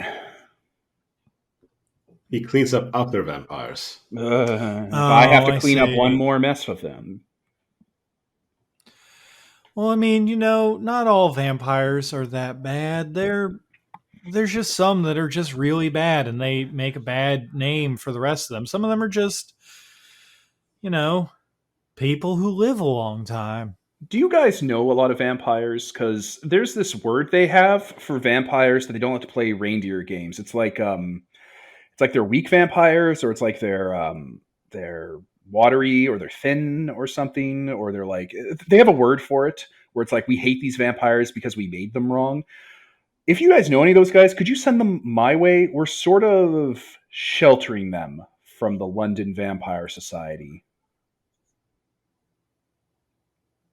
I mean, I don't hang out with a lot of vampires, but sure, if I see some that are a little off, I can help you out with that. Or Uh whatever their D- Renfields are too. It's been a whole thing with that. Danzin just kind of goes, "We I don't deal with vampires. They're an affront against life itself." and the rest of them kind of like nod. So like there's like very much like a like Misty is very interested in vampires for whatever reason, and Danzin is very obviously like, nah, fuck that shit. That probably deals with a lot of ghouls just juicing up on vampire blood and going to the gym to do exercise and so on. Get to me. I got the. What are you juicing again? Yeah, but it's a different kind. Why are you shooting literal blood into your veins? Fucking Renfield gym rats. There's at least a couple. Oh, there are absolutely at least a couple. All right. Well, yeah, Misty. True blood. Shorthand, we're trying to do a favor for someone and also, spite the natural order a little bit. So we're just kind of getting people together to go hang out with this Earl guy because, as far as we know, this Earl guy knows the kind of things we want to do. Also, party. Why not? We deserve some time off after that whole Loch Ness thing. I'm sorry Sorry, y'all went to Loch Ness? Yeah, we found a haunted pervert house in the Spirit Lands and had to fight a book and a bunch of goats, and then we got to ride Nessie. Yeah, we'll solve the Loch Ness monster. That was awesome. Nessie is so gentle, so kind, so majestic. She has such a poet's soul. Oh, man. I mean, she's the guardian angel, unfortunately, of Crowley. Not him again. Right? Oh. Right? The traditions can't freaking figure out who wants to claim him. Like, my mentor's mentor says that their mentor taught Aleister Crowley, whereas Earl says that his mentor taught Aleister Crowley, and then you got the Dream Speakers and even a few Order of Hermes mages saying that they taught Aleister Crowley. But at least the Hermes mages, at least they have like the balls to say like, yeah, he was a black sheep and he should get the fuck out of here. No one wants to claim him, or people will fight over him. Yeah, it was wild stuff. Yeah. You ask me, I think he was a hollow one, through and through. What, like an invisible man? Yeah, that's a way of thinking of him. So, like what? So, vampires, wizards, werewolves, and invisible men. And fair folk who are aliens. No, not like the Kevin Bacon movie. I was thinking about. No, I guess yeah. No, okay, all right. Well, like what then? So hollow ones are like. Wait, I know this one. They're demon wizards. They're nefandrious. They're nefarious, right? No, that's a different term. That's for ones who have sold their soul to the devil. These are more like you ever seen The Big Lebowski? Yeah. Okay, so you remember the Nihilists? Oh no. Okay, yeah, all right. Yeah, that's them. Yeah. Hollow ones. They're empty inside. I thought they were Sam at the end, the cowboy. No, they're nihilists through and through. Okay. They're kind of boring, honestly. I dated one for a year. Huh. But they're like harmless? Yeah, they're just really depressed. Okay, it's important to let us know if they're harmless, because we kill those Nefandrius wizards on sight now. Like, those guys go. Oh, yeah. The ones you gotta watch out for are those guys, and then we haven't had a case of it since my mentor's mentor was around, but just steer clear of any marauders. We'll let y'all know if those come around. Marauders. They're she kind of thinks for a moment and then immediately Danzen kind of like pops up and he's just like, right. So, yeah, them Marauders, they're mages what wrap themselves in paradox. Oh, I know this. That's the thing that makes wizards explode when they fuck up a spell. Like, yeah, exactly. That's exactly how it goes. Sometimes we just bleed it off. It turns into little problems. Don't worry about that. Anyway, but yeah, the Marauders are mages what figured out how to use paradox to their advantage. You definitely want to steer clear of their kind. huh? Can they like break the rules in interesting ways that you guys can't? Yeah, actually, Huh. I had a run in with a Marauder once. It was it's a little hard.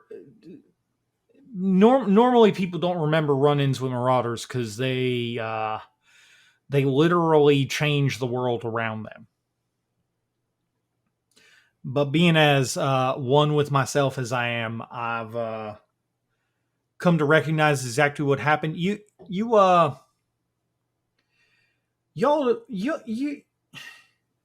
Y'all familiar at all with like the plague times? Like just historically, Like the SARS outbreak not in Toronto back in 2000. Times, you mean last year? No, COVID doesn't exist not in this world.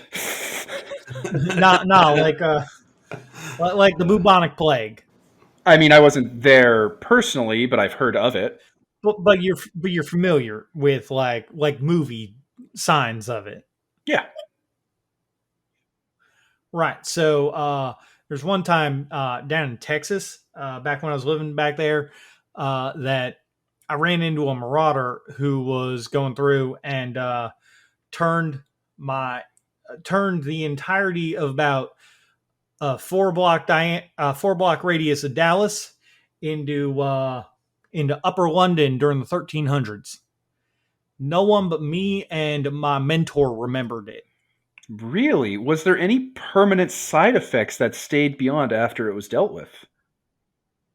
There were 2 people who, during their entire time in the area, who died of the plague, who then died outside of their sphere of influence, as it were. Any non-entropic results? Like, was anything added to the world by it?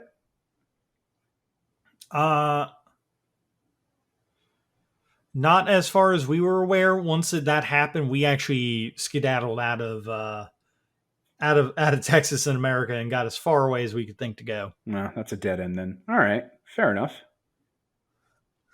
By the way, do you guys want to be half in the bag by the time we get to the bar? Like, we can open the mini bar in the limo here. Just saying.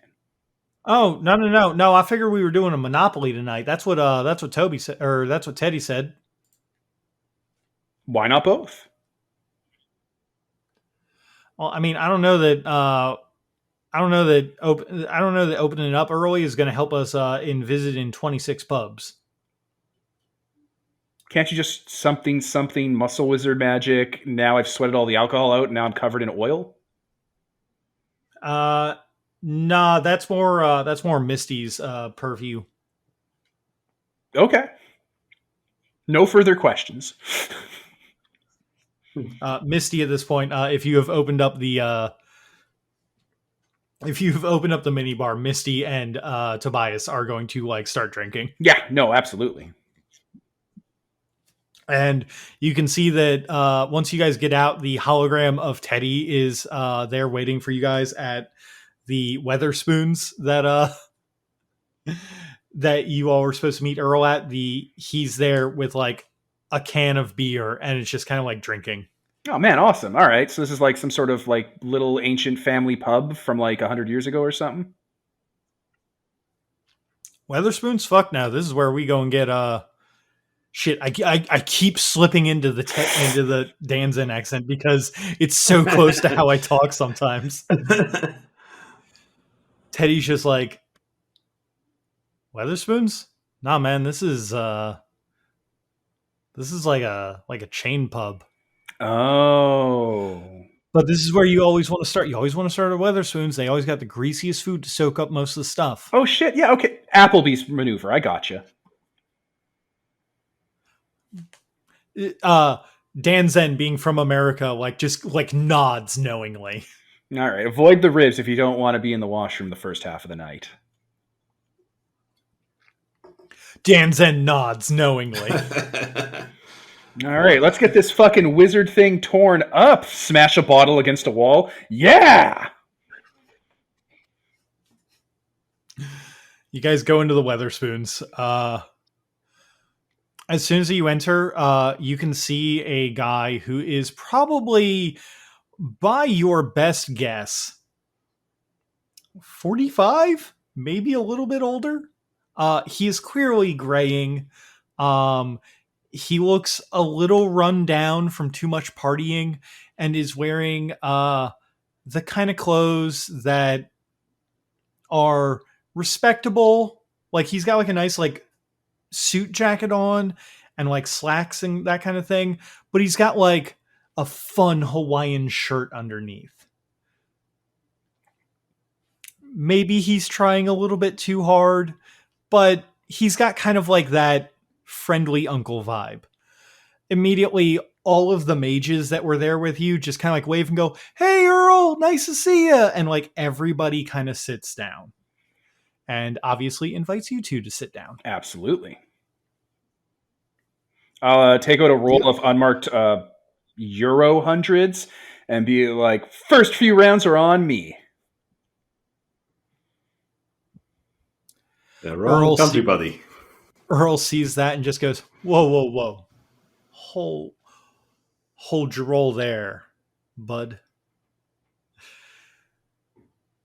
I already bought us a couple rounds here. You can buy us at the next bar." I was trying to get away from having to buy the good ones at the good bars. You got me.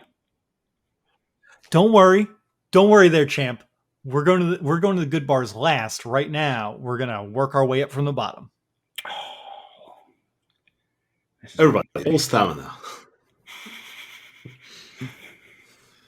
I'm probably gonna have you guys roll stamina at some point. Yeah, I have stamina 5. I'll fucking crush it. The longer this goes on, the worse it'll get. Okay, I guess round of introductions, and we'll do ours. Same epithets, tepeteptas, blah blah blahs. Everything goes through, and Earl introduces himself as Earl, or he actually introduces. I'm sorry, he introduces himself as I'm the Earl, or just Earl.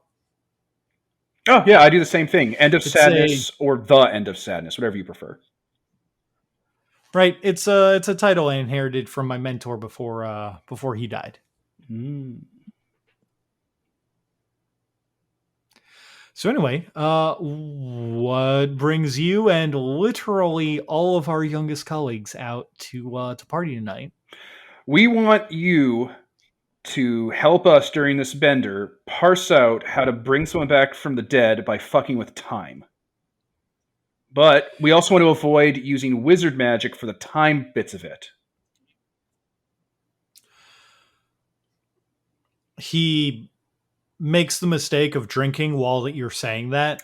They always do. Because he assumed that it was just a party. No, it is. But it is a party. That's the point. This is the party. He assumed it was just a party. So at some point he just starts spitting out beer. It's a little rude.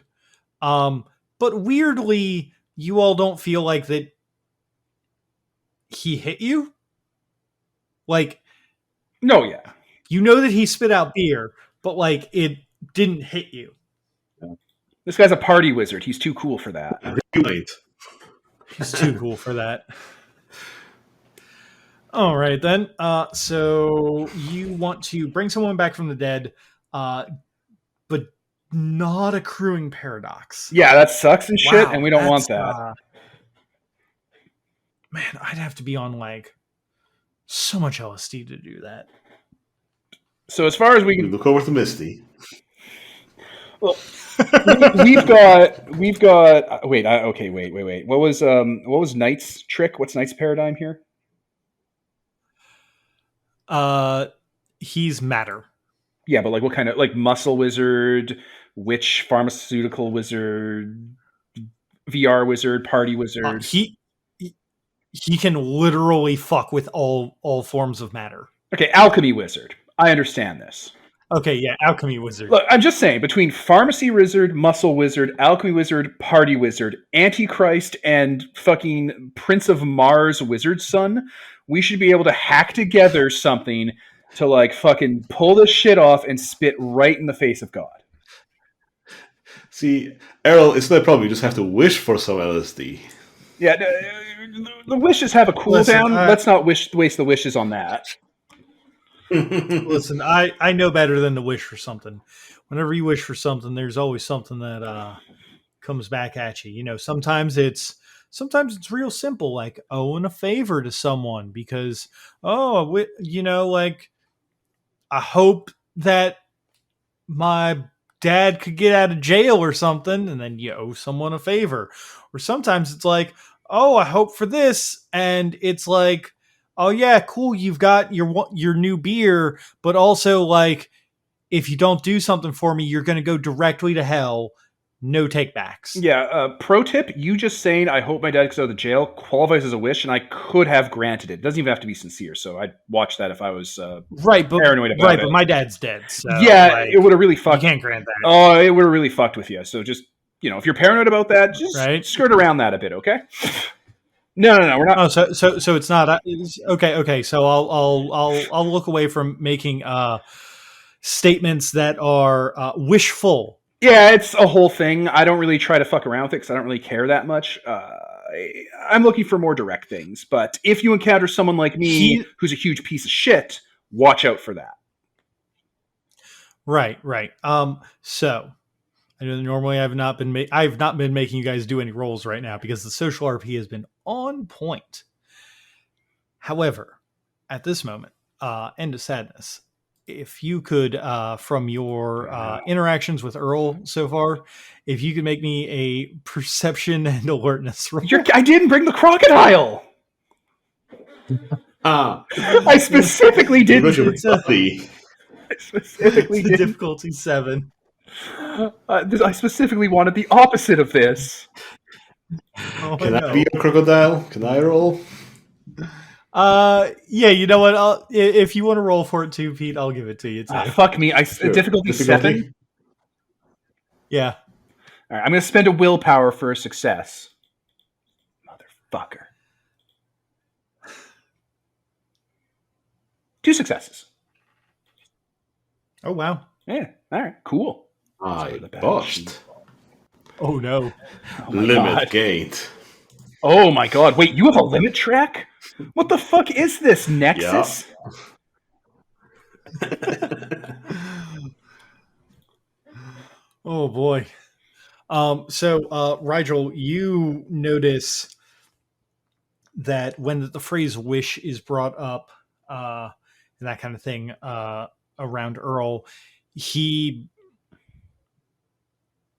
is clearly hiding something from you, and you feel like it is specifically being hidden from you, as if there is a story there that he is refusing to tell.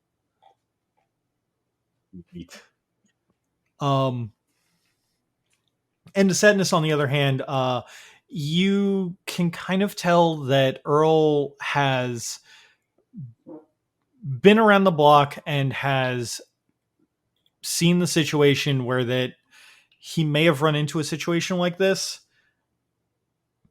and he's trying his best not to get into one again. Just knowing nod, like, hey, we're all good here. He gives a nod back to you and is just like, yeah, just let me put it this way.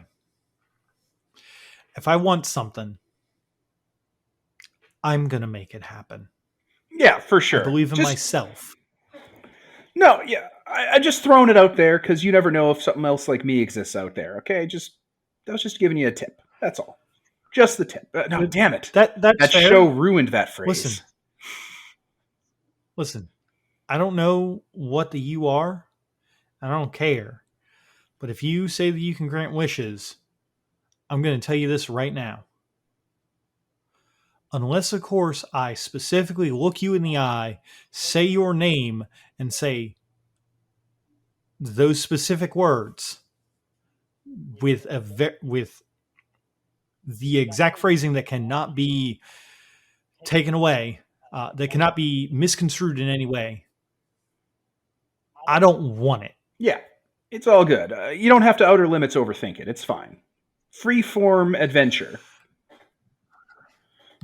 I got you. I We're on the same appreciate that. page. No, I appreciate that. But like I said, I've been around long enough. I've seen enough people try to game the system by doing these kinds of things. I don't want to be caught in no like Wishmaster scenario. You ever seen that movie? I've missed all of them, but I've seen Labyrinth, if that's texturally similar. A little bit, but not nearly as gory. I honestly, when you started holding on to the L's as he like kind of starts downing a pint, I thought you were going to say Leprechaun with Warwick Davis. Well, okay, I've seen Wish Upon. This could be a Wish Upon box scenario that came out recently. Don't think I've seen that. The girl wishes that her dad was cool, and he stops dumpster diving and starts playing acoustic guitar, and all of her girlfriends start hating on him. It's real funny. Wow. Real monkey paw scenario. Yeah. But this is not a Wish Upon scenario we're in right here. What we are on is a Spit in the Eye of God Bender scenario. Right. I am totally down with spit in the eye of any gods out there, so long as they are not willing, but like, deserving. See, we here in the little group that I run, we don't like to do anything that people either are unwilling to participate in or are undeserving of. By that I mean like punishment, like they got to be deserving, and like if they want to have some fun, they got to be willing. Mm-hmm. Consent is like absolute king for us. Yeah, no, absolutely. No, this is kind of a bit. So we have a friend who we're pretty sure lost someone they care about within the last 10 to 20 years. And we're just exploring all the options that we have available to us, because boy, howdy, does it seem that we have options, and to see how we could absolutely just fix this if the opportunity presented itself. Ooh. Kind of on a whim.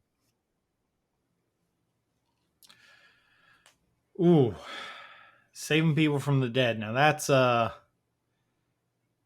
right. You know what? Let's get around. Let's go to the next bar, and then we'll keep this conversation going. Oh my God, we could rent one of our cultists at one of these bars. So we'll take a pause now before we hit the next bar and start, brainstorming this. Okay, yeah. Okay, and pausing. And we're back.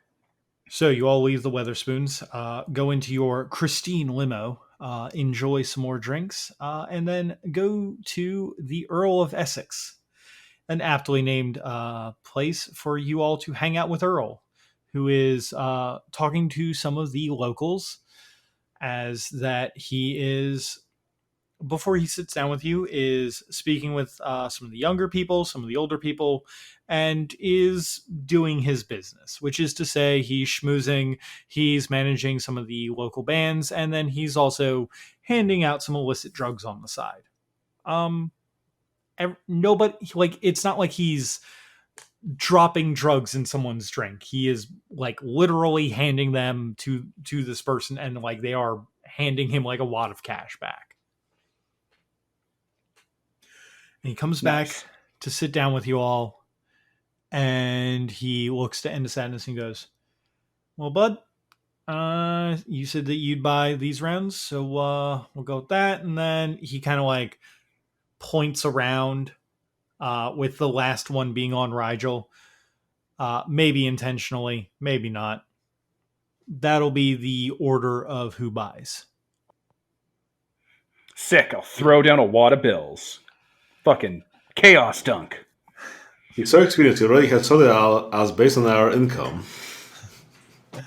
Oh no, don't chaos dunk in here. You're going to take out all of London. Right? There's a 50-50 chance the money I'm throwing down is Rigel's anyway, or I stole it from a bank. Because Rigel gives me cash sometimes.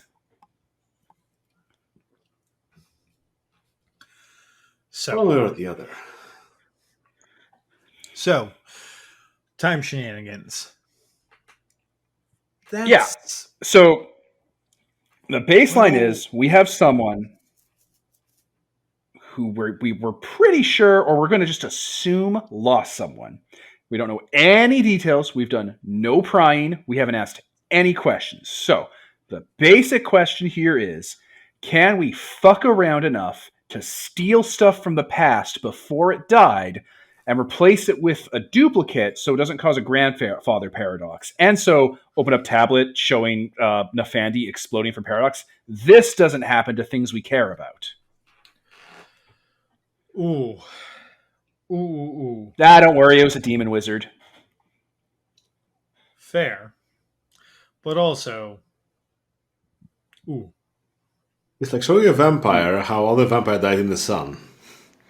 I understand what it's like to watch someone die, Peter. There doesn't need to be a metaphor for it. It's shocking. It's very specific to how they die. So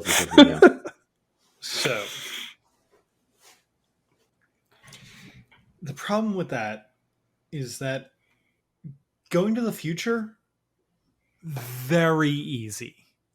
Almost comically easy. I mean, like, if you wanted to go ahead, like, 2 weeks, find out the lotto numbers, play those on 2 weeks from now, and then you have all that. Very easy. Right. I'm just saying from like a Carl Jung collective unconsciousness thing, we already, mortals, baselines, I don't know, whatever you want to call people who aren't magic, not magic people already do that shit. Seeing into the future and grabbing lotto numbers, they do that. It's called fucking guessing. But and they can do that physically. Going back in time, you can't really do as a baseline person because that's just called remembering shit. And every time you remember shit, the memory changes. So you can't actually time travel without creating a simulation of the past that you rob from and then damage every time you do it. So if your mage magic works on weird Gnosticism, Carl Jung bullshit, then that's probably an extrapolation of that stuff, right? So we need a way to do it totally outside that paradigm. That's fair. I mean, that's not exactly everybody's paradigm. Some people deal with that, but a lot of the to not get into the exact metaphysics of how the time works. I should point out that you're using paradigm with a capital letter. I can hear it. I don't use any of the capital letter terms because I don't know any of them. So if you think I'm doing it, it's a coincidence. That's completely It's coincidental. I don't get it, but it's a party. He just kind of looks at you and just goes, I've known at least a mage or two who've gone back to the past. Successfully. So it is doable. Mm-hmm. And can you change it? I mean... Because I can go to the past all I want. It's called watching a video I've taken. I'm not... Or reading a book about history. Okay, that's fair, but that's you using your mind to imagine the past, not to actually go back and observe the past. Sure. The difference is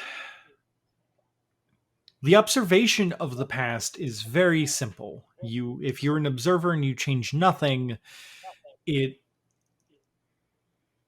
doesn't do anything. You might be able to get a little bit more information. It'd be, great for murder investigations, that kind of thing. Useful for future things. However, the problem comes with if you were to change the past in such a way that it would change current events, it would cause a paradox ripple. Now, this is doable, but hard.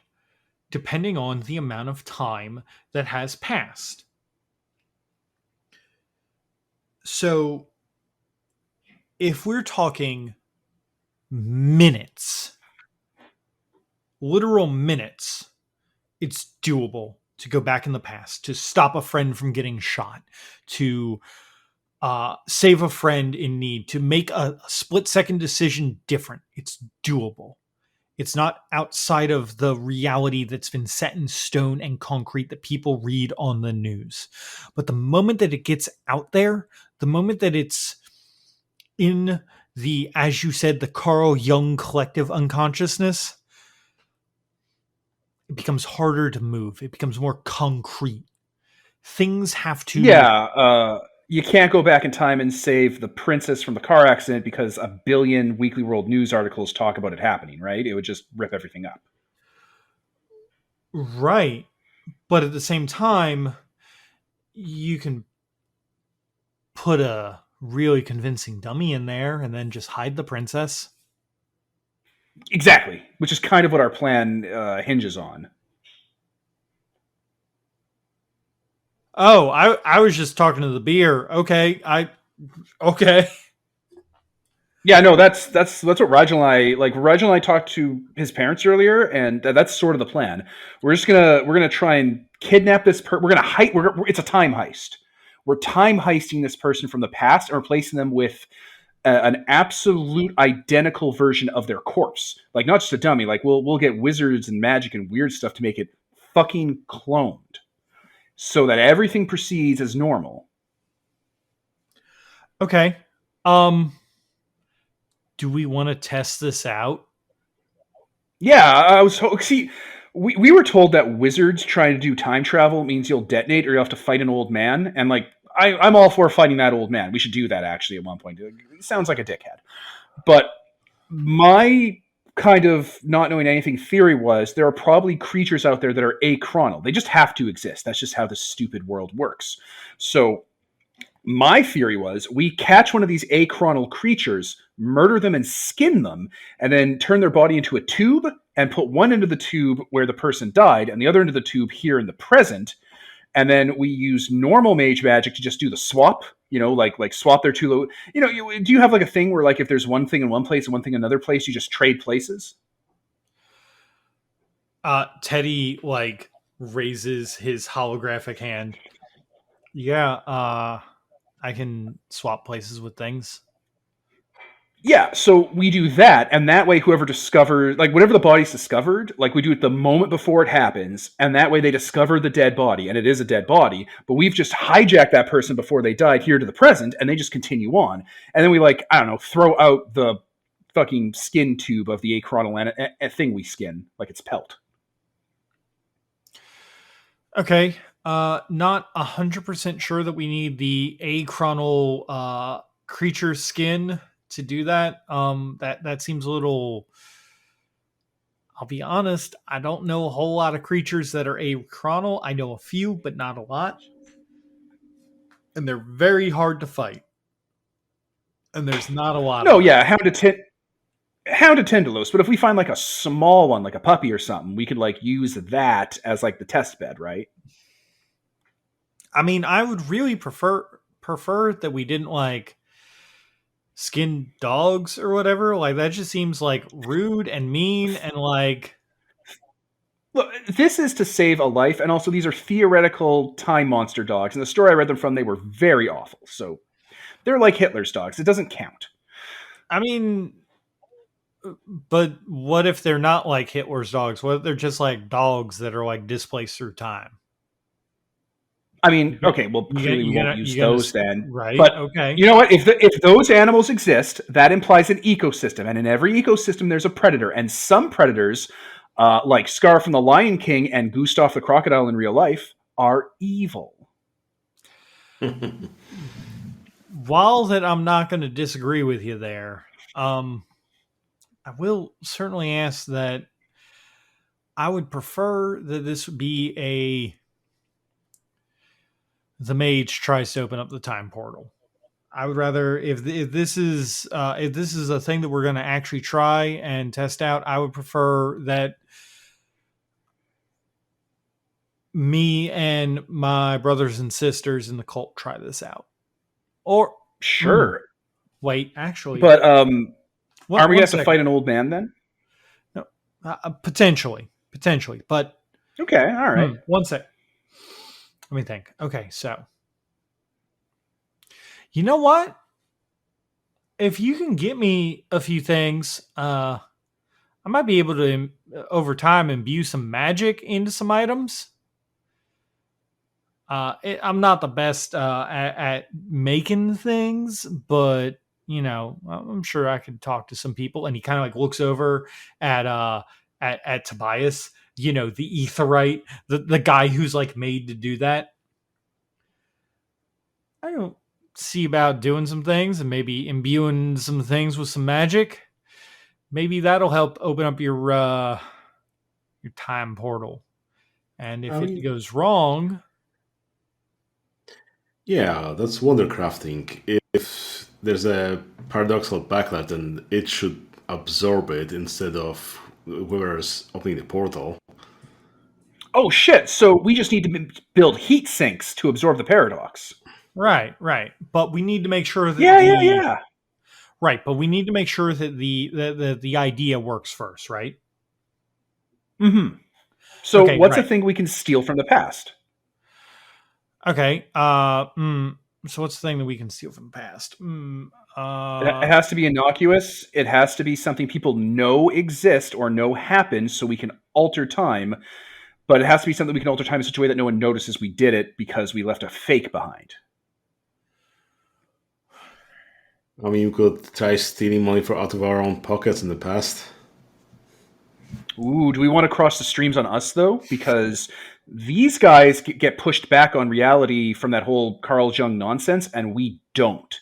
So, do we want to get to a fight with ourselves? I don't want to fight you or the others. That would suck.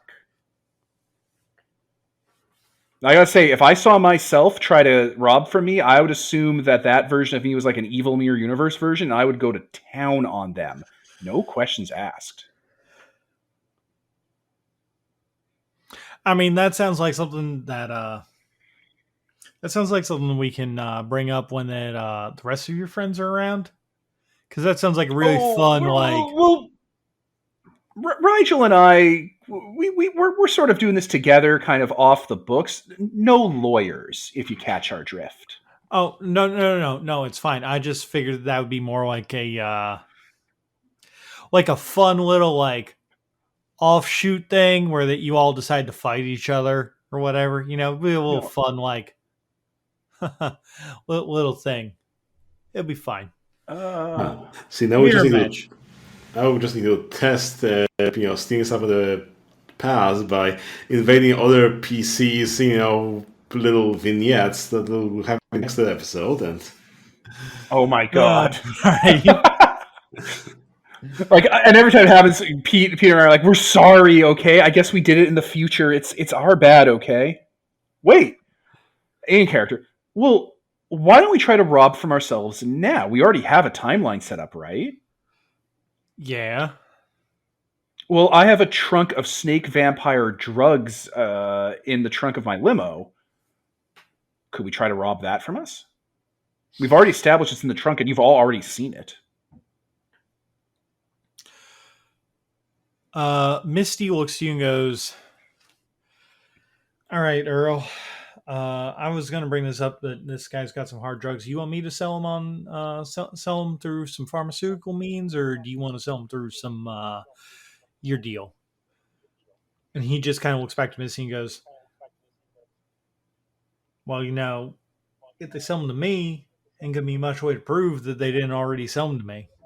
They could have just walked out to that dang car and grabbed it and done that. So how about they leave them at your place?" And they both kind of look to you and go, "Drugs are in the cars, boys. You got to keep drinking with us, and you got to bring them over to Misty's shop." Okay. Earl kind of, So, like, So like, I might have missed something here. Do you mean like if we time travel, we gotta drop them off at the shop so they're there at the end of the night, or we gotta like go now and like leave the bar? Earl looks to you and goes, "Listen, let me let's excuse ourselves, boys. I'll tell you all where we're going to meet up next, and we're gonna deal with this, right?" All And he right. kind of like stands up, scoots over, and like kind of stumbles a little bit towards like where the bathroom area is. And now it's just the three of you. All right. So you have essentially 5 seconds in our time to get back from carting those drugs from your car to Misty's shop and then back here, because we can't have you leave. That just wouldn't have the party keep going. Okay. We need to go to the past, take those drugs, deliver it to Misty's, and then be here in the bar right about now when we need to go back and drink with the people. Exactly. Nigel's Oh, got it. okay. We got to make you Oh, can't just okay. meet us at the next bar, or else then it hasn't proven anything. You have to still come back. So we have to do while he's in the can. Right. You have to Oh, hit it okay. All before we right. All right. came here. So we have X amount of time. So whatever we go back to, we have that amount of time plus 5 seconds. Pretty much, yeah. All right. All right. All right. All right. Let's see if we can do this. All right. So he is going to look to you all. He is going to give me just 1 second. He's going to go over to like the bar and be like, close down the back room, like bathroom's out of order. And like there's immediately like caution tape put up, and you can see that he is like he knows everybody on the bar scene. So sorry to Tobias, who now has to hold his bladder. No, just pee in a He, bottle when no one's looking. That's how you do it. see, do like the Wizard of Hogwarts and teleported away. Correspondence. So he looks to you all and he goes to grab both of your hands. Y'all ready? Yeah. Time heist. And then he explodes. So Sure. he casts his magic. There is a sudden hum in the air as a very catchy beat is hummed. It's very poppy in the way that like 80s music is very like pop music. Or I'm sorry, it's very like 80s pop music. And it's very catchy. It's really hard for you all not to try and hum it. And eventually you all kind of find yourself kind of humming it. And while that you all don't see it, the clock above the hall to the bathroom in your local time stream goes backwards. You all have you all are transported back essentially an hour. Basically you guys have from like basically like right now in real time, you all are just kind of pulling up to the pub. And like walking in, and Teddy looks you all and goes, "That's about as much as I can do. Make sure it gets the Misties safe and sound. Do your best. Please come back here within an hour, or else your own chronal particles are going to like smash with each other, and that's not going to be good for you." Okay, Rigel, I've seen this movie before. The second we try to drive to Misty's place, we're going to encounter traffic and it's going to turn into a fucking shit show. And it's going to start to fuck up our plans. I propose I use a bunch of demon magic so that I can levitate you, me, and the drugs, and we fly to Misty's place. Sure, let's do it. It's the middle of the night. Nobody's going to notice this. Yeah, I know. It won't cause a huge fucking strobe light or anything. Yeah, you're absolutely right. Sure. Okay. Spend your Okay. It's because more than one essence. Yeah, it's a lot. Light. Oh boy. Yeah. So, you know what? I'll call up the Despair 7 network, and I'll have the drones collect like a bunch of like strobe lights and party balloons and stuff, and I'll have them start seeding them around this area. So like, there's just strobe light balloons just fucking everywhere, as fast as they can, Oh wow. Like, I'll make a phone call, and while I'm doing this, it's going to take 5 minutes. Less than that, not 5 minutes. Despair 7 is responsive. It is very responsive. So right. Int plus occult against diff 6. Botch. So botch. Fuck you, Peter. You piece of shit. I mean, if it's your key, whatever, then you can't botch because one's don't subtract. Yeah, absolutely. So 12, ones don't subtract. Roll it. 6 successes, which means I have the capacity to carry 2,000 pounds. You can easily carry Rigel and the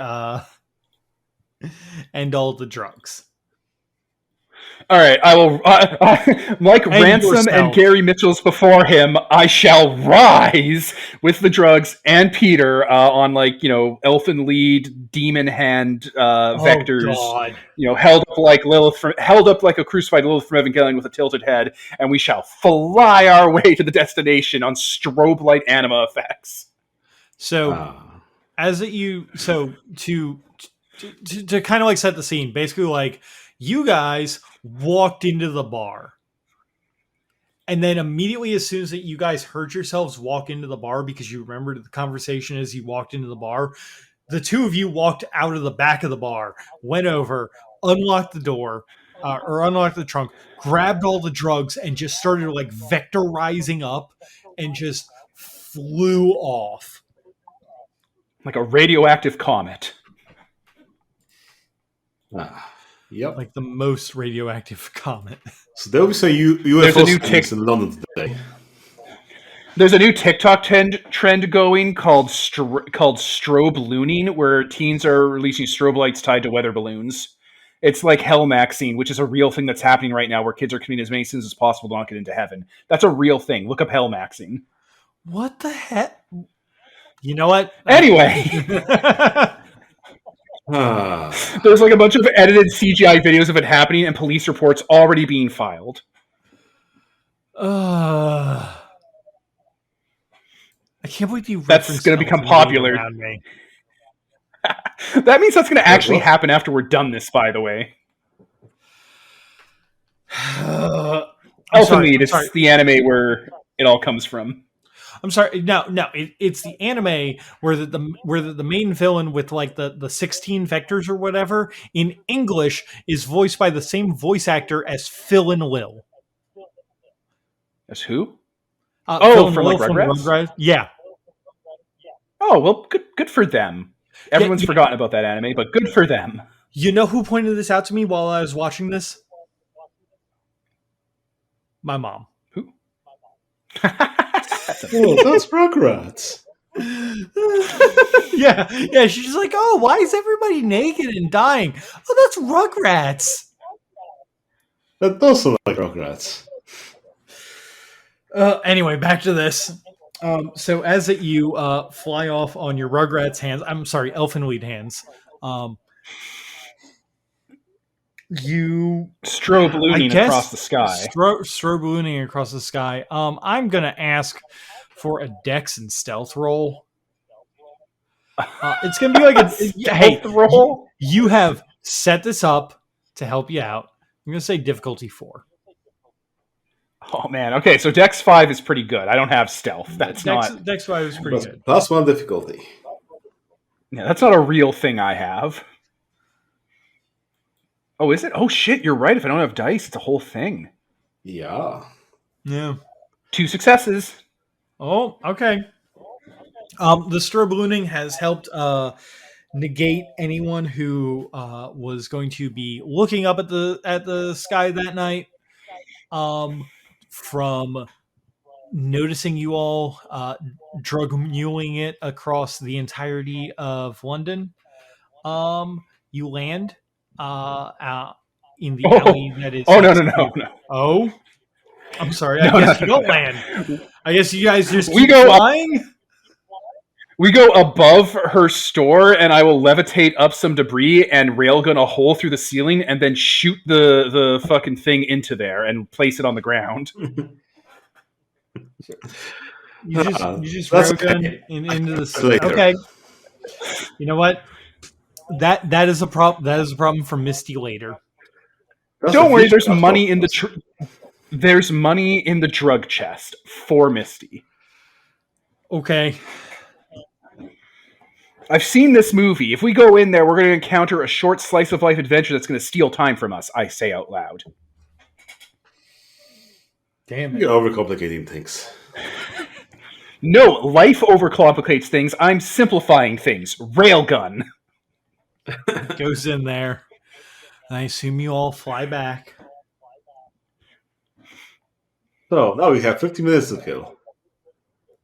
Yeah. What are you going to do for 50 minutes? Do you want to go to the bar next door and pregame a bit? I don't think we should be coming back much more drunk than we left. Oh, let's go to a party supply store. Like a Spirit Halloween. They have those here, right? Listen, some places closed, so Spirit Halloween has popped up there. Okay.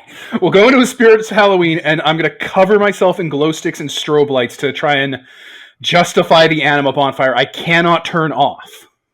How long does that take to come down? A scene.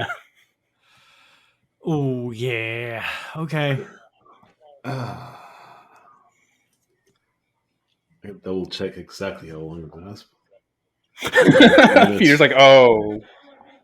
Does it say 15 minutes? Let's see. Because if it does, we're in a much better position than we were. I know that in actual Exalted, it's like 15 minutes. But in this... Yeah, actual Exalted is the whole thing. Essence times 3 minutes. After you stop actively really? spending essence. Yeah. Psh, it already burned off, dog. Okay. We're good. Then you don't stop by the party supply store. All right, no, we'll stop by a fucking ice cream shop and get a couple... I'm going to get me a tub of Tiger Stripe ice cream. That's what I'm going to do. You get a tub of Tiger Stripe ice cream.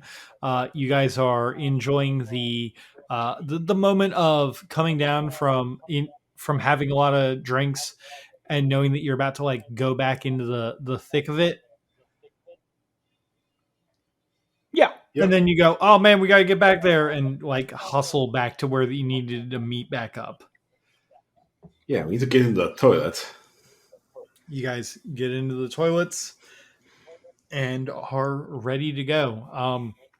With basically ignoring Misty's place and basically flying over there. Any problem that I could have thrown at you in that scene is negated. There might be some problems coming later, but for right now, you guys are good. I'm going to be real pissed if I killed her grandmother or her cat. That's going to be a lot. Okay. I'm not going to have you do that. That's mean. You destroyed the same exact amount of drugs that you just deposited. Yeah, I mean, okay, time would be like that. It's valuable to know what happens if we're reckless.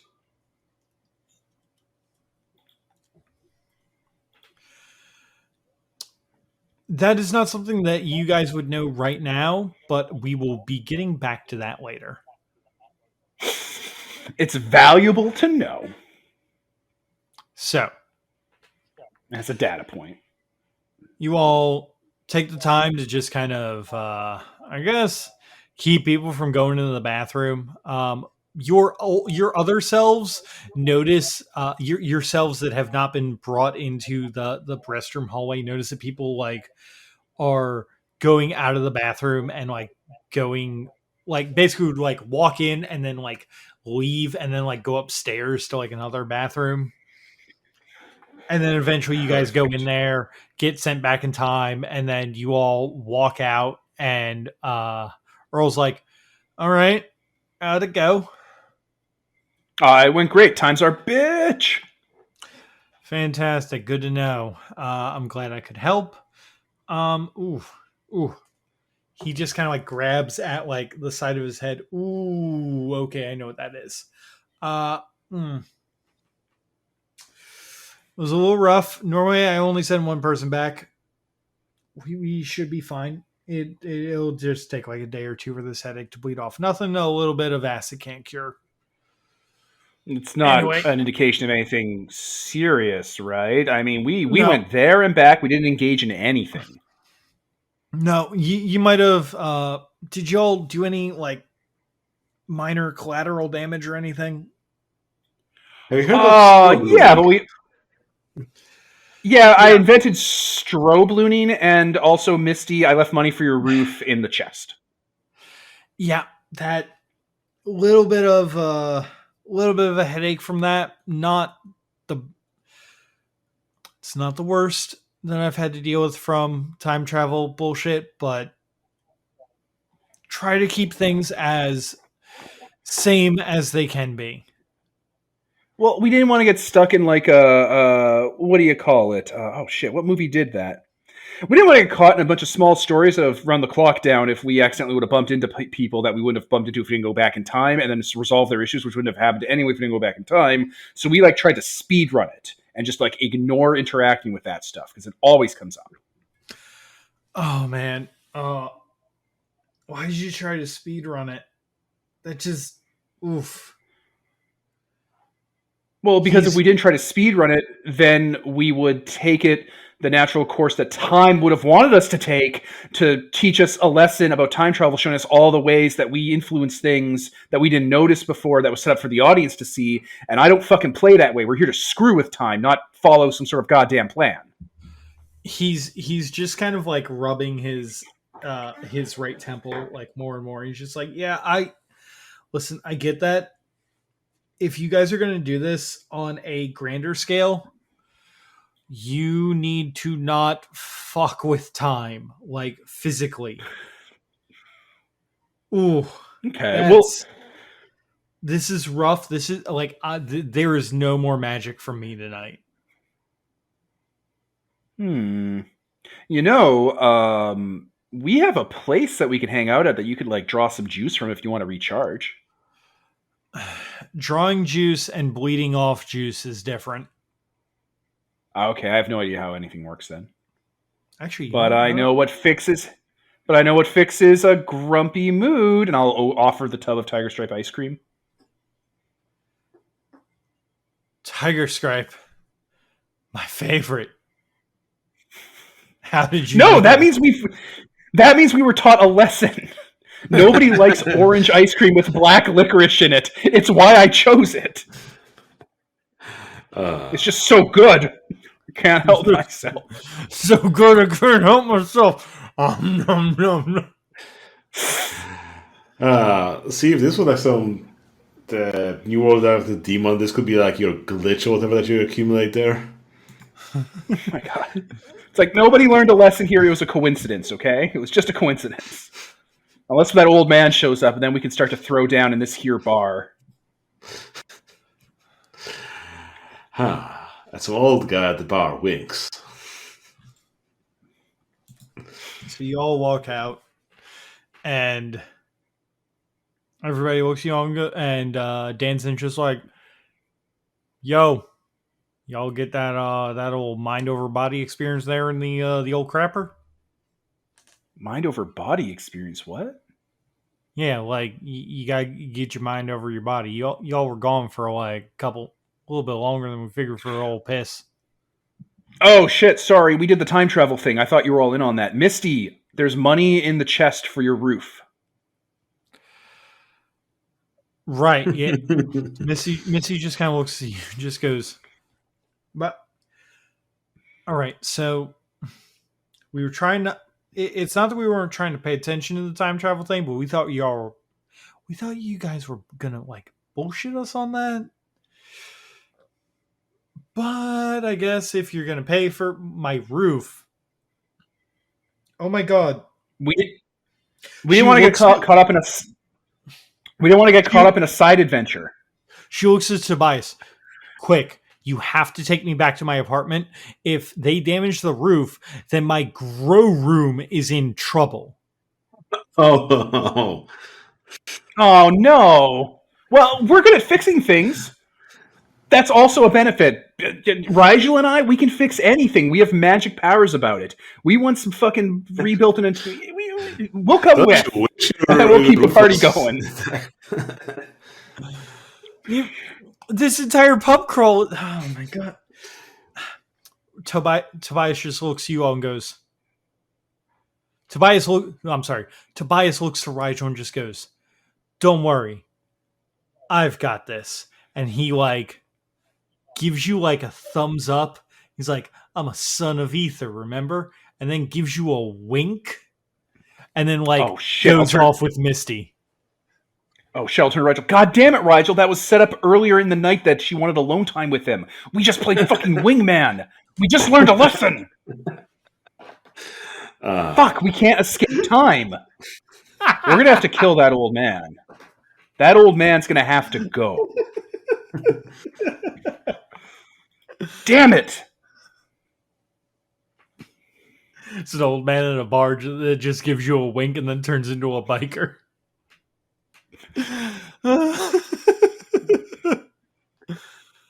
So now it is Danzin, Teddy, and Earl with you all. All right, so clearly the time travel will work, proof of concept wise. Theoretically, yeah, it'll work. Proof of concept wise, it'll work. We just got to get better on you all making sure nothing besides the exact thing you all need to changes. Well, theoretically, then when we breach time, we do it like where it happens and just do the swap real fucking quick. No time for any fucking side stories. Well, right, but sometimes it's not that easy to do. Yeah. Plus, we try to prevent it. If we try to prevent it, oh no, Rigel, you first. No, yeah. If we go back in time, we also need a way of getting back into the future. And since we're not time wizards, then either we have to take Earl with us to whisk us back in the present, or we have to sit it out in some sort of isolation room so we don't affect anything and get paradoxed. Well, why don't we get your past parents to ship us off to Mars for however long? Oh, wait, it could be years. Shit. No. We'll meet with Earl in the past and be like, "Past Earl, use your time magic to send us forward into the future." The problem with that is that if Past Earl sends you forward into the future, that is now changed future Earls or present Earls' perception of you. Remember, this is the first time that I've met you. We'll fucking wipe your memory afterwards, like in Men in Black. Quick, check the side of your head for a scar. Is it there? He checks, there's no scar. Damn it! We haven't already done this then. Unless I got significantly better at lobotomies and the scar isn't even noticeable anymore. Okay, you are not allowed to lobotomize myself. That is some horrifying, bullshit. Do not do that to me. Oh, the Egyptians thought the brain was just a tumor anyway. Don't value it. Don't respect that thing. It's ruining our lives. All of our lives. Danzen looks very offended at this. You can't give respect to the slime mold in your head that makes you sad all the time, okay? Just saying. Listen here, you. That is a That piece. Listen here, you. That piece of jelly is piloting a bone mech that is covered in skin, that's covered in muscle and flesh. No. That piece of jelly is a fucking lizard looking for a hot rock that is constantly making me make bad decisions, all right? And I do not care for it. But in good fun, in good humor, what if we gave you like a shitload of ayahuasca right after you send us into the future, and then it'll just wipe out your short-term memory? Or you could give it to yourself. I would honestly prefer against that. What if we put this? Okay, so y'all were talking about achronal creatures to deal with. Yeah, we'll use them as like Right. an insulation is the term we'll use, or heat sinks. No, insulation. Right. They're insulation. No, they're insulation, heat sinks, whatever you want to call them. So what if we used these achronal creatures that you might be able to find, use them as time sinks from the you want to go back and fix this here problem, and then when all of that's done, you just take off the time sink cloak, and then your timeline remerges with itself. It basically just pushes itself forward. Yeah, well, it's an achronal creature, so it'll just shift us back to the head of the body, right? Across, Right, exactly. Perpendicular to time or whatever, however it works. Yeah, I mean, it might hurt. Yeah, everything hurts. It's fine. I mean, yeah. Yeah. Well, wait. Are there places that are without time that you wizard people know about? Like, what about the fairylands or like the ghost worlds or hells? Like, I'm sure some of these places don't have time, right? Listen. So you don't want to deal with those COE courts. Do not deal with the COE or un-COE courts. They are bullshit. Yeah, everyone's real dumping on the Fae folk I've been hearing. They seem unfun. They are not fun. Okay. All right. So yeah, we just. As far as other realms go, you like I said, you probably don't want to mess around with them. The quickest way to deal with this is to just get yourself done, fix your problem, and then take your alive person back to the future. Yeah. We'll need something for the alive person too, right? To get them into the future. I mean, so long as they're alive and there's a thing that is replacing their corpse there, theoretically, so long as you're not fucking with an actual problem, like so long as you're replacing it with like a perfect copy, the timeline won't cause a problem, and then you can just kind of like. So like, okay, so I can't guarantee this will work. But you know about conspiracy theories, right? About how they like spread and like people turn like real dumb about them sometimes. Yeah, information is a virus. I understand that. Right. So sometimes you can use that to your advantage in that, I like basically if she agrees, I'm sorry. That is too much information from the GM coming in this. If this person agrees to, air quotes, fake their own death, they could theoretically, like, there'd be some problems for them to deal with legally going forward, but, theoretically, they could fake their own death, air quotes, and then deal with it later. And I mean, it would not that's cause easy. any differences in the timeline. We have the resources to support someone for that. We just have to make sure that, no, they have to come with us because time passes linearly for them, which means by the time we get back to the future, they could be old as shit. We don't want that. That's nonsense. We want all the time that our friend didn't get to have with them that they get to have with them. So we have to find a way to get them to the future. Right. without crossing the intervening distance of time. I think that so you could either use those achronal clothes that you use to use that, because like it's since you're a person from the future using them, you could maybe like put them on a person from the past to push them forward. Yeah. And like, yeah, they'd have to use it for a little bit, but eventually the time stream would catch up with them, and then we could.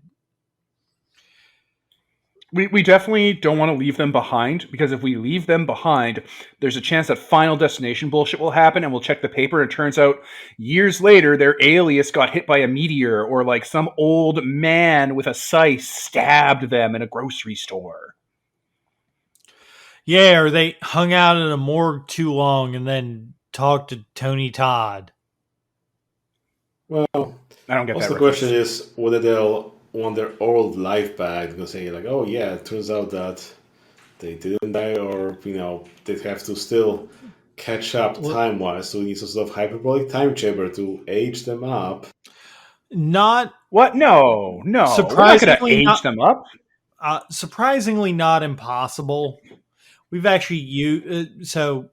I know this is a little bit of a life imitating art thing, but we've totally made hyperbolic time chambers. Yeah, sure, but like, what if this person's like our friend's grandfather that they really care about? Okay, like we're not going to fucking age them up 20 years or something. No, but what if this the childhood friend and so on? But here's the thing: you all don't have a lot of information about who this is. We have proven that the theory can work. Yeah, that's true. That's true. But now, what you all need is to actually talk to your friend like a friend and see if this is something that they want. Yeah, but we got to cover a bunch of variables beforehand, because giving them false hope is crueler than doing this behind their back. No, doing this behind their back is crueler than false hope. Because if we're not. No. I don't mean doing it. I don't mean doing the real plan. I mean doing the prep work and the research and proving that we have a solid, grounded proof of concept. We have to present them with solid, conceptual things that go, yes, we believe this can work. We can't half-ass it before we pitch it, or else it's false hope, and it's just as bad as them dying all over again. That's fair, but I want to make sure that you all understand the moral implications of this. You want to make sure you have to make sure that your friend is okay with this. I know that it seems terrible. Absolutely.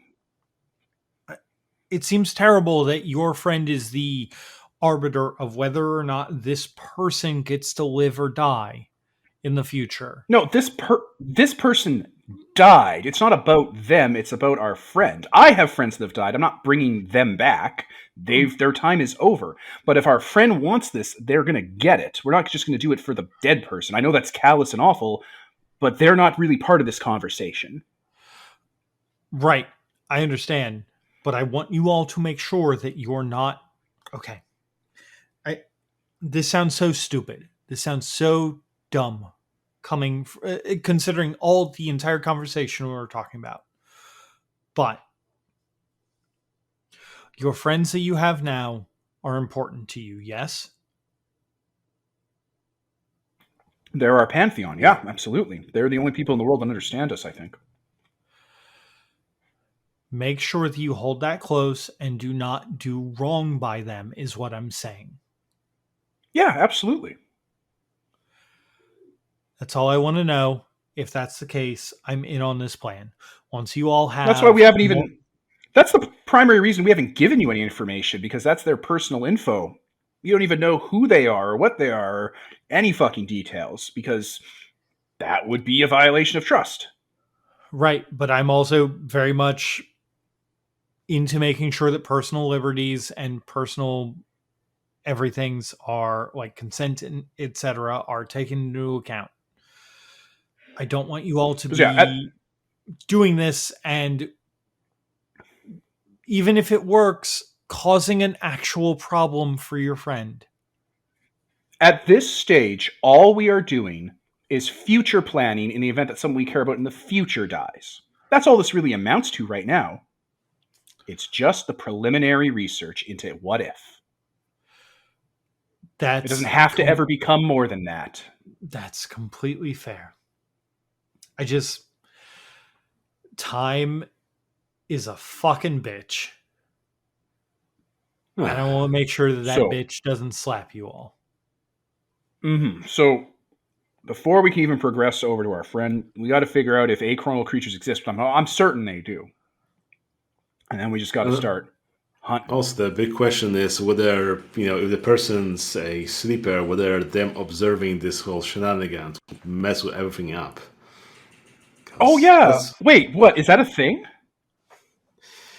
Yeah, mages traveling back in time, easier. For normal people, that creates problems. But, like, when I do stuff to my cult with magic and shit, they're fucking fine with it. Like, it's water off a duck's back. Does mage magic fuck people? No, people fuck mage magic because consensus. Whoa. So if we try to bring this person back, they might fucking collapse the goddamn time tunnel on themselves? There's a chance if they're not awakened. Ah, Jesus Lord. Okay, so how do you deal with that then? How do you... Okay, no, Merlin had apprentices. How the fuck do you deal with this in real life?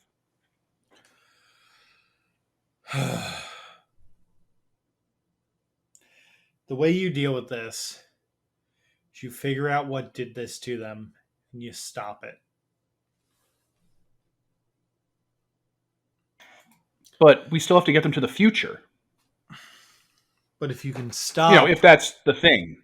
But if you can stop whatever did this to them in the past, you fix the problem, right?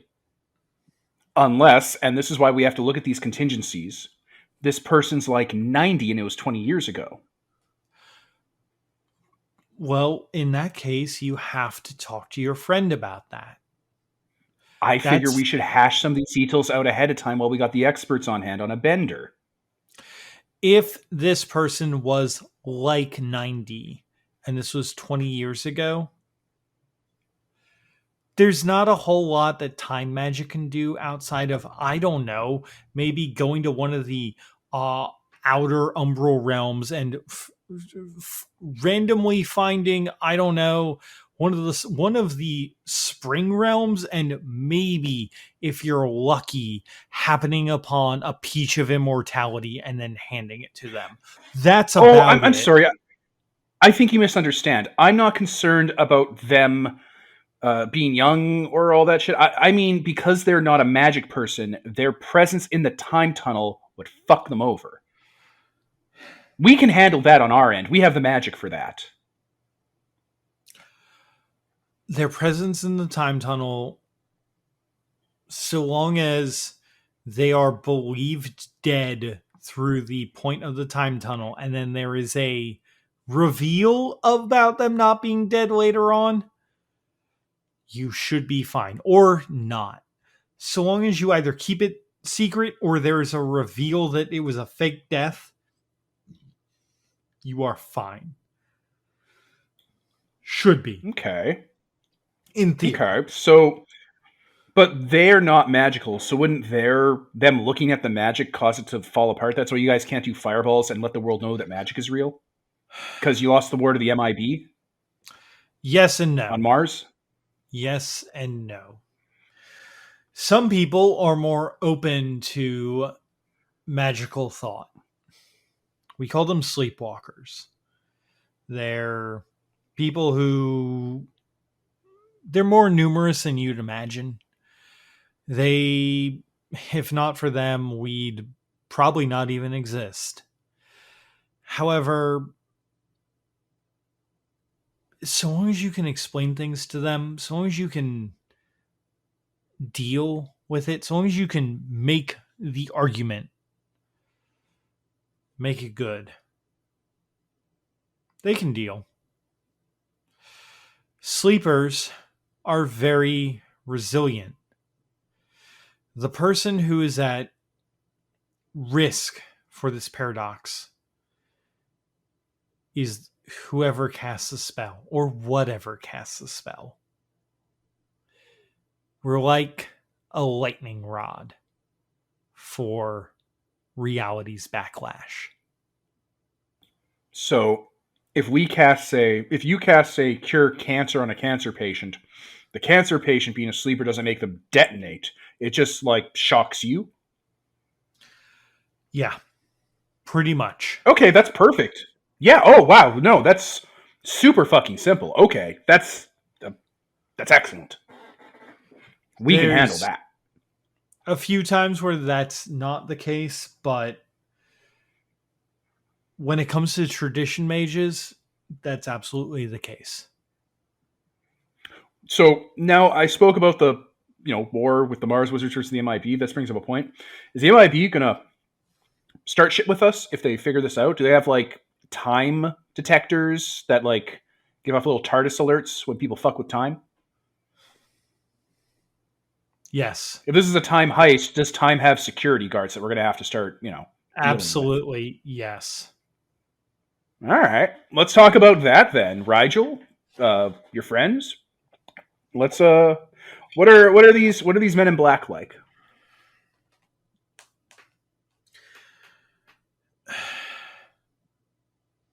Generally speaking, the people from the technocracy are very well prepared. New World Order, Void Engineers, Iteration X, Progenitors, what have you, either faction of them. Whatever they throw at you is going to be deadly. Like, really deadly.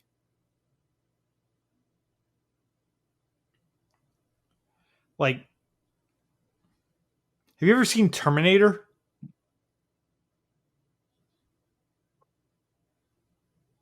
Are you telling me I'm going to get to fight a Terminator in an Ironworks foundry to save someone from a time death? I'm telling you that it's way more likely than you would ever wish to admit. And it's not going to be fun. I fucking love wizards. This is so much better than hanging out with vampires. Come to Elysium. Where have you guys been all? Where have you guys been all my life?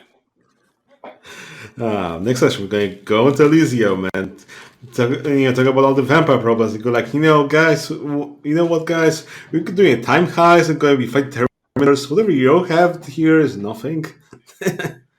Right? It's going to be all like, hey, what do you want? It's like, you know what? I'm not really interested in you guys that much anymore. When Rick is done, like, uncursing the cursed objects in that episode, he's like, I'm bored now. Oh, fucking! I'm sorry.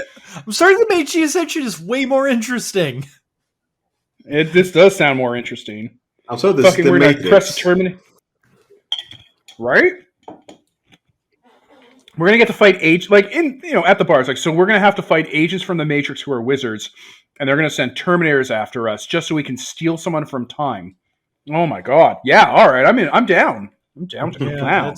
That's a fairly accurate statement.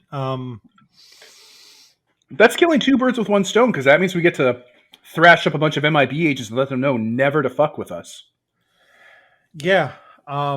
Just be careful about that. They're more they're more numerous than we are.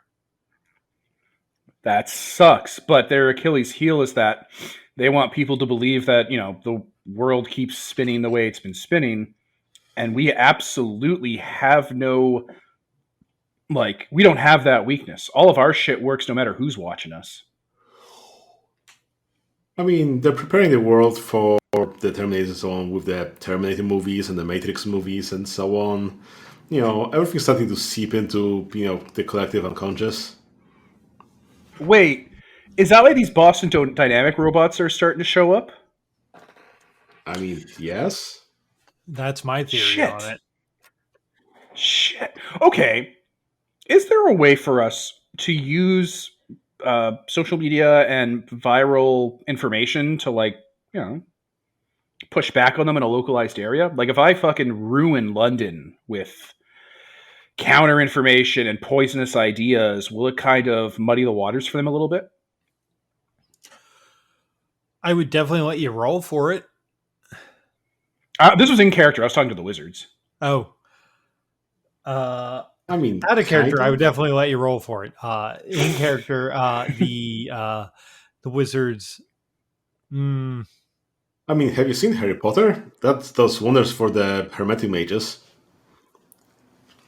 Has done Yeah, but doing wonders for the hermetic mages is different from trying to convince people that birds aren't real so that the technocracy can't use bird spies.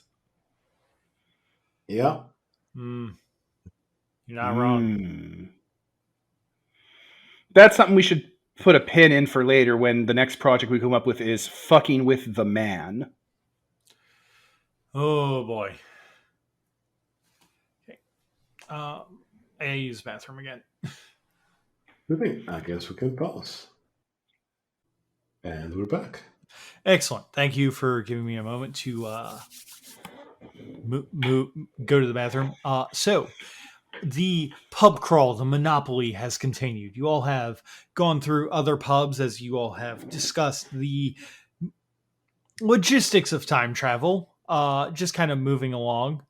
There have been people who have come along and hung out with you, who have given their ideas, who have been armchair scientists with you all, but that doesn't matter now. At the moment, you all are, it is about 2 a.m., and you all are at the Harp, one of London's most famous pubs. There is barely any seating here. And what seating is there is already taken up. But there is a long, very long bar with many taps. And above the bar, there's a wall that has many stickers of beers that have come and gone. And what this long wall is enough to fill, there are probably from the door back to the back wall of the bar, there are probably 50 people. And then there are more people kind of piled in there.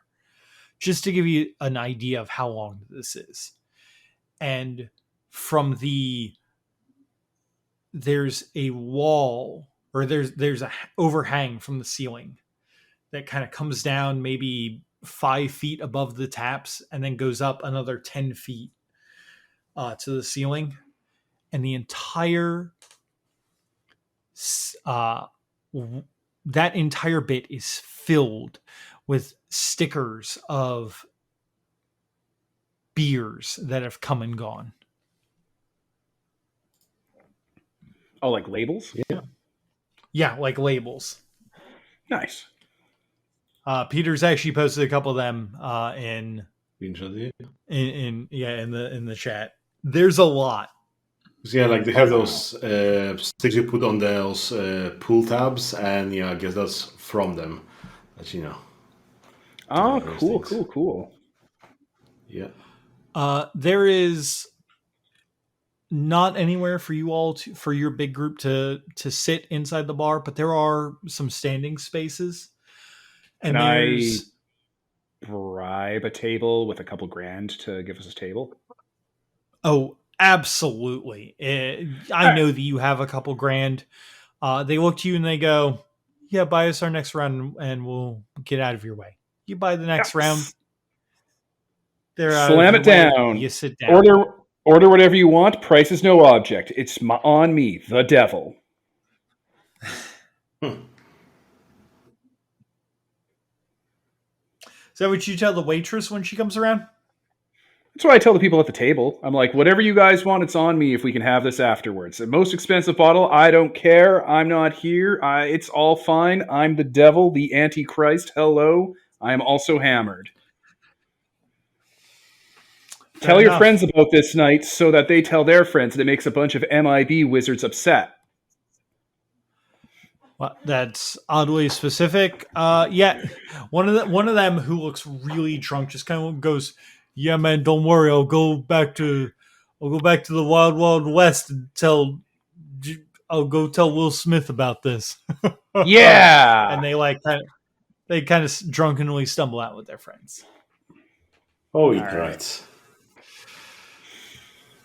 So the rest of you are hanging out here at the table. Drinks are being poured liberally. Oh my God, I have work in the morning. Right? So how will we clone the body? We can't take the DNA from the corpse because that's where the Yeah, we clone will can. go What to. are you talking right over you? By the way, This. no, Yeah, no, yeah. well, no. They don't. She doesn't have to pull her. They don't have to pull themselves out by their bootstraps. That's a fallacy. We'll just dig up their bones and use their bones to clone them. A bone clone. And where will the bones come from? It's from the They're clone. Yeah, no, the bones for the clone will dig up from the grave to make the clone. Duh. And then the clone will go to the grave, and what are you digging up? No, the clone won't go to the grave. The clone will go back in time. And who's in the grave? Oh, shit. Oh, that's a bootstrap paradox. Yeah, we'll have to do a second time heist to replace the DNA we just pulled from the corpse with the DNA from the person that we've rescued from time. Okay, all right, so we gotta go back in time. No, wait. I know this. This is called the tooth fairy maneuver. You go back in time to when they were a kid and lost a tooth, and you take it from their pillow and leave some money behind. That's what every tooth fairy is. A child, then? Okay, but like, what if you just went back in time to like when before they were dead, and then just got some of their DNA? Then, like everybody's always shedding hair and stuff. You know what? We should just go to their parents' house like now in the future, and the fucking mom or something probably has like an old baby thing or a tooth or some shit, and we'll use that to clone the clone. Again, you're cloning the baby then. Right, but DNA, that's not how DNA works. All right, an old person DNA isn't that much different from a young person DNA. It just has to be a body of the right age. What? If you clone a baby, the baby never ages. If you clone an old man, when like you finish the cloning, it's already old. That's not how cloning works. I don't know. I look at Teddy. How does it work? Worst case scenario, I could always unage or age them. That's not too hard. I mean, like, what if we got someone the roughly same build and height of the dead person, and we just like, I don't know, I did some like demon surgery on the corpse to make it look like that person, and then we just fucking replace it with that, right? And then it doesn't even need to be a clone. I mean, yeah, like you don't even really need. It just has to look convincing enough for time, right? Yeah, no one's gonna dig that deeply into this. It's some person that died, unless secretly this person was like a senator or John Kennedy or some shit. I don't know. Listen, this is definitely a thing to talk to about with your friend. There is no telling what that this person being alive could have done to change the decisions of your friend. If them being alive could have changed it to the point that their entire everything is different, this might not be the best thing to go about, and maybe just resurrecting them is the best option. Yeah, but we're going to skip that problem by just hopscotching them so they don't have to travel linearly. Right, no. But what I'm saying is that you got to make sure that your friend's like okay with it. Yeah. We've covered that. You're right. We have. I'm sorry. We've had like five pubs between then and there. You don't have to Guardian of Forever me, Mr. Spock. All right, I'll let the woman get hit by the carriage. Okay, it's all good. Whoa! We are not having any. Listen. We are not having any trolley dilemmas in this house. I don't know why the trolley dilemma is so hard. You kill the dude that tied the people to the track. Problem solved. Exactly. Duh. And you free the other people. Also, you tell the guy who's driving the trolley to stop the fucking trolley. Also, trolleys are slow. This isn't that hard. Right? You switch the tracks midway as the trolley is passing in, so it will derail itself, and everybody will live. Right? Like a large dog can derail a trolley, or like a moose. Large dog, maybe not so. Moose, definitely so. Fairly sure there's at least one example of this happening. It's a trolley, not a bullet train. Exactly. So, anyway, you guys are going to go and do this. I will get to work on the Wonder as soon as my hangover's done. Oh shit, we're like doing it. That's awesome. All right, yeah. Yeah. I'll get to work on that. I might need to ask you all for some materials. I'll send a list in case something is absolutely necessary. If you all don't end up needing it, I might end up using it. No, okay. Just that's yeah. fair. That's fair. I mean, you don't build the time machine and not use it. Right? Plus, if you make the time machine and not use it, then you from the future will come back in time to warn you to use the time machine anyway, so it's a moot point. However, if you all are going to do this, if we're all going to do this together, just in case that anything is going wrong with the person who comes back's brain, we're going to have Danzen on call. Just make sure that Danzen can, I don't know, like wipe the memories or whatever. And we're going to have Misty on call just in case that their body is not adjusting to the time stream properly. Oh, that's smart. Yeah. Group Mind effort. Mage. I can't do anything about the soul. I don't have anyone in town who is particularly great with spirit magic. So let's just hope that the soul is willing.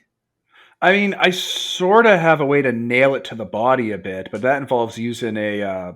you ever hear of like a spirit of like entropy or like a spirit of like pollution?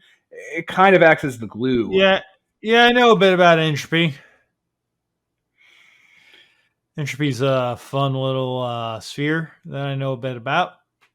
Yeah, like there's like these creatures in the spirit world that are like, like it's a thing of like famine or it's a thing of like destruction. I use that to like glue it together. I mean, that's on like the very far end of what that I deal with, but yeah, I get it. Yeah. Okay, so that's a working rubric we got here. The stars are working on finding us some achronal dragons to skin for their scales. And the other stars, I think, looking into the Philadelphia experiment in case we need like a little more mortal-sized baby steps. No, there was something about Carthage? I don't know. There's a like slam on the table. You talking about the Philadelphia experiment? Yeah, obviously. The Eldridge. Holy shit. Wow. Okay, let me tell you about this. Philadelphia experiment. A bunch of cults of ecstasy. We were trying to take the battleship, the Estridge, whatever it's called. We were all trying to take that back to Atlantis, and then like show them that we could do the thing, but it didn't work out. You should have brought Milo. He would have solved it for you. Yeah, Milo would have always solved it for us, and then we could have gotten his sister Mila Jovovich, because all the movies that she stars in, she's always the best. You ever wonder about that? What, that Mila Jovovich and Kate Beckinsale basically have the same career trajectory? Yeah.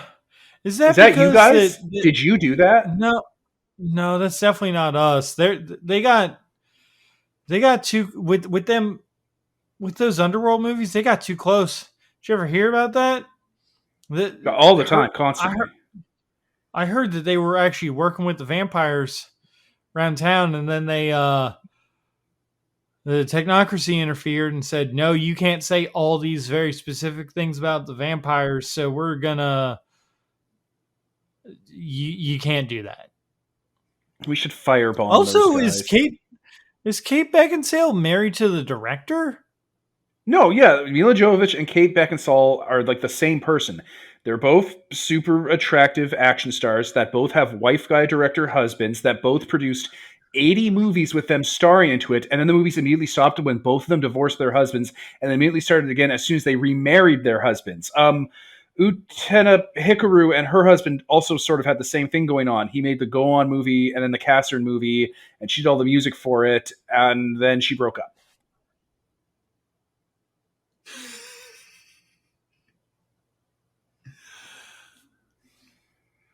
Like, did you guys do that?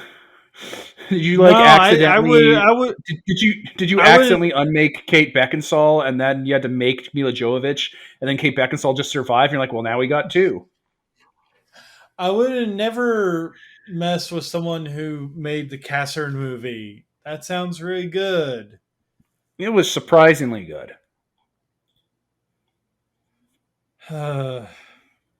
Okay, so all the pieces are in place to basically get the time heist up and running. The real X factor here are these wizards, the technocracy. Which group of them would fuck with us? Yeah, Order of Reason, Jesus. Which group of them would fuck with us?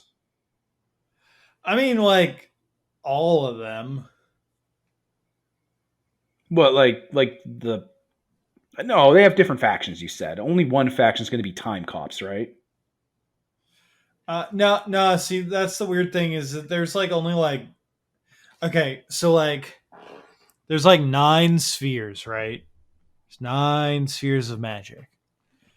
You wanna take a guess about how many orders of reason there are? Is it 9?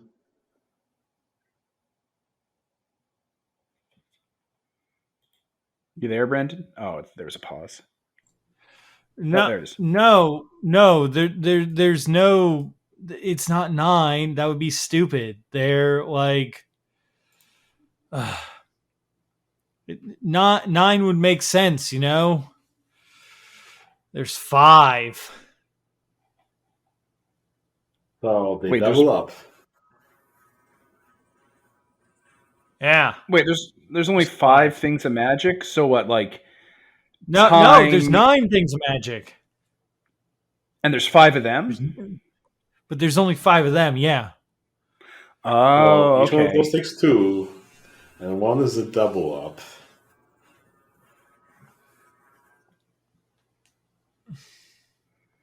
So you're saying is there's a lot of time guys that would fuck with this. Okay. Well, I'm saying that there's a lot of people who might be really into time. But also, you want to look out for the void engineers. They're the guys who are mostly dealing with time. I despise putting it forward, but for the sake of the thought experiment, is it possible for us to reach out to these people and go, "Hey, assholes, we're gonna time heist this person. Don't fuck with it. Let's have a negotiation about this." I don't think that it's possible to do that, because if you tell them that you're going to do it, they're going to get involved. It's in their nature.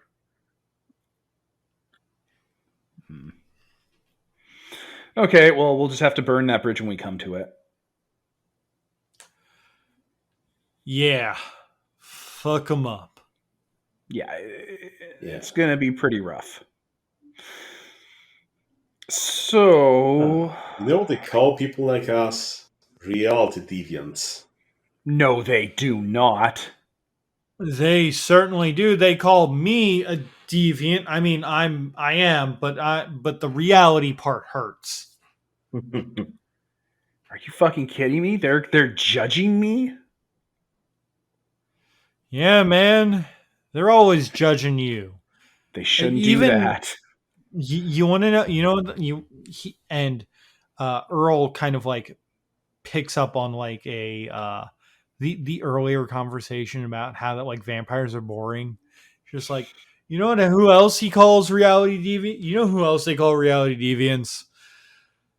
They call fucking vampires reality deviants. Vampires were here They just, first. they just lump us all into the same fucking category. All right, so these are just mages. I think anyone who's not their brand of mage needs to go. Oh no, that's a huge nightmare. I hope nobody unironically thinks Right? these are the good guys. Same. I hope nobody unironically thinks these are the good guys either, Could because you they're certainly imagine not. That Could you imagine the centrist brain rot that would lead some poor fucking moron to think that? it's the worst. The only way that I could think that someone would believe that they were the good guys is if they were completely misled off of false propaganda. Oh my god. All right, so these mages Ah. are a non-starter for the time travel heist. I can't think of any other variable we'd want to cover here in this blackout drunk pub crawl. Unless, Rigel, anything you think of? No, I think we've covered everything that we need for this time heist. All right. All right. I'll get to work on that wonder. Once the hangover's done, it will probably take me a bit. I might need something to help. I might need to call y'all up about getting me some gear or something to work on it. But if we're going to do this, you know what? May as well push myself, right? Yeah, and on that note, let's order a round of Jaeger bombs with Monster Energy drink super Jaeger shots. bombs. All right. We're in Britain and going to get some Irish trash cans. Yeah, and we'll get 3 shots of Everclear per drink. All right. Okay. Well, that sounds like a wrap. Yeah, I can't think of anything else we could possibly do to solidify the plan. We've certainly explored our Right. options. There is one thing I did forget. Remember how we destroyed the cult of Set and like all of their cult Yeah. members were like scattered to the winds? I kind of forgot at the beginning of the session to say that my cult is going to grab those people and absorb them into the system and get them fixed. Okay. Black I will them. put that. I will put that in my notes. That'll be a thing that I don't want to say is going to come and bite you in the butt, but it might cause problems. Just like because get you're going to be dealing with some drug addicts. Kidnappings, including Yeah. London. I can wish that shit out of their system, like the addiction thing. So like that's no big deal. Right, but it takes time, and there's probably a lot of them. No, for sure. But we'll devote time to that. That's going to be a little side project for them right now while I'm dealing with God stuff. So shall we up? Yeah. One, I guess, task the wizards. We're going to go meet with vampires in a little bit to like let them know whose turf exists. Any hints on that? Any advice? Where are you going to go meet with them? I have no fucking idea. Some sort of sewer vampire is going to let us know to go to their... Oh, the graveyard? That was the one? Yeah, that was the Highgate Cemetery. Okay, yeah, that then, I guess. All right, Rigel knows. Okay. So the cemetery, I know I Highgate. The Highgate Cemetery. Earl kind of looks at you and just goes, Highgate's where all the fancy shit happens. Mind your manners. I've been there a few times. Back in my early days when I was looking for the next big high. Mind your manners. There's a lot of them here. They deal in business. So if you mind your manners and you can show them what you can provide, they'll be willing to work with you. But if you decide to be a dick, have an exit strategy. Wait, no, I do have a question. Shit. Vampires are fucking cannibals. Why the fuck do they care if other vampires eat vampires? It seemed like a big deal. Oh, well, like, cannibalism's bad. I don't know. That's a question you'd have to ask an actual vampire. Damn it, I was hoping to come in there with some extra information. It came up when we were killing the snake vampires, and it seemed like it was this huge fucking problem to them. I don't know, man. That's not something that we deal with. Cannibalism's not a cool thing. Well, it sounds Yeah, but like, they do it. they don't treat people as people. They treat themselves above that. So there's a difference between eating people and cannibalism of vampires. Why would a vampire probably eat another vampire? Because, like, they need people It's blood pro- to live. I don't know. Maybe some of them need vampire blood to live. Maybe it tastes better. Oh yeah, there you go. I mean, there's a lot of people who drink vampire blood. I mean, not a lot, but there's a few people who drink vampire blood who say it's delicious. Oh, you mean the Renfields? Yeah, them. The Renfields are a known factor. They drink the blood, and it apparently keeps them alive forever or some nonsense. I just don't know what a vampire would get out of it. They're already alive forever. There's a part I'm missing, I feel, here. I was hoping to be able to know it, because knowing things gives me leverage. I wish I could tell you. Maybe it's like traditional medicine where you consume, the predator animals and you get their powers. That'd be wild, but I don't know if that's it. We'll have to find out, I guess, when we sober up and get down there. When were we supposed to go to the cemetery, Rigel?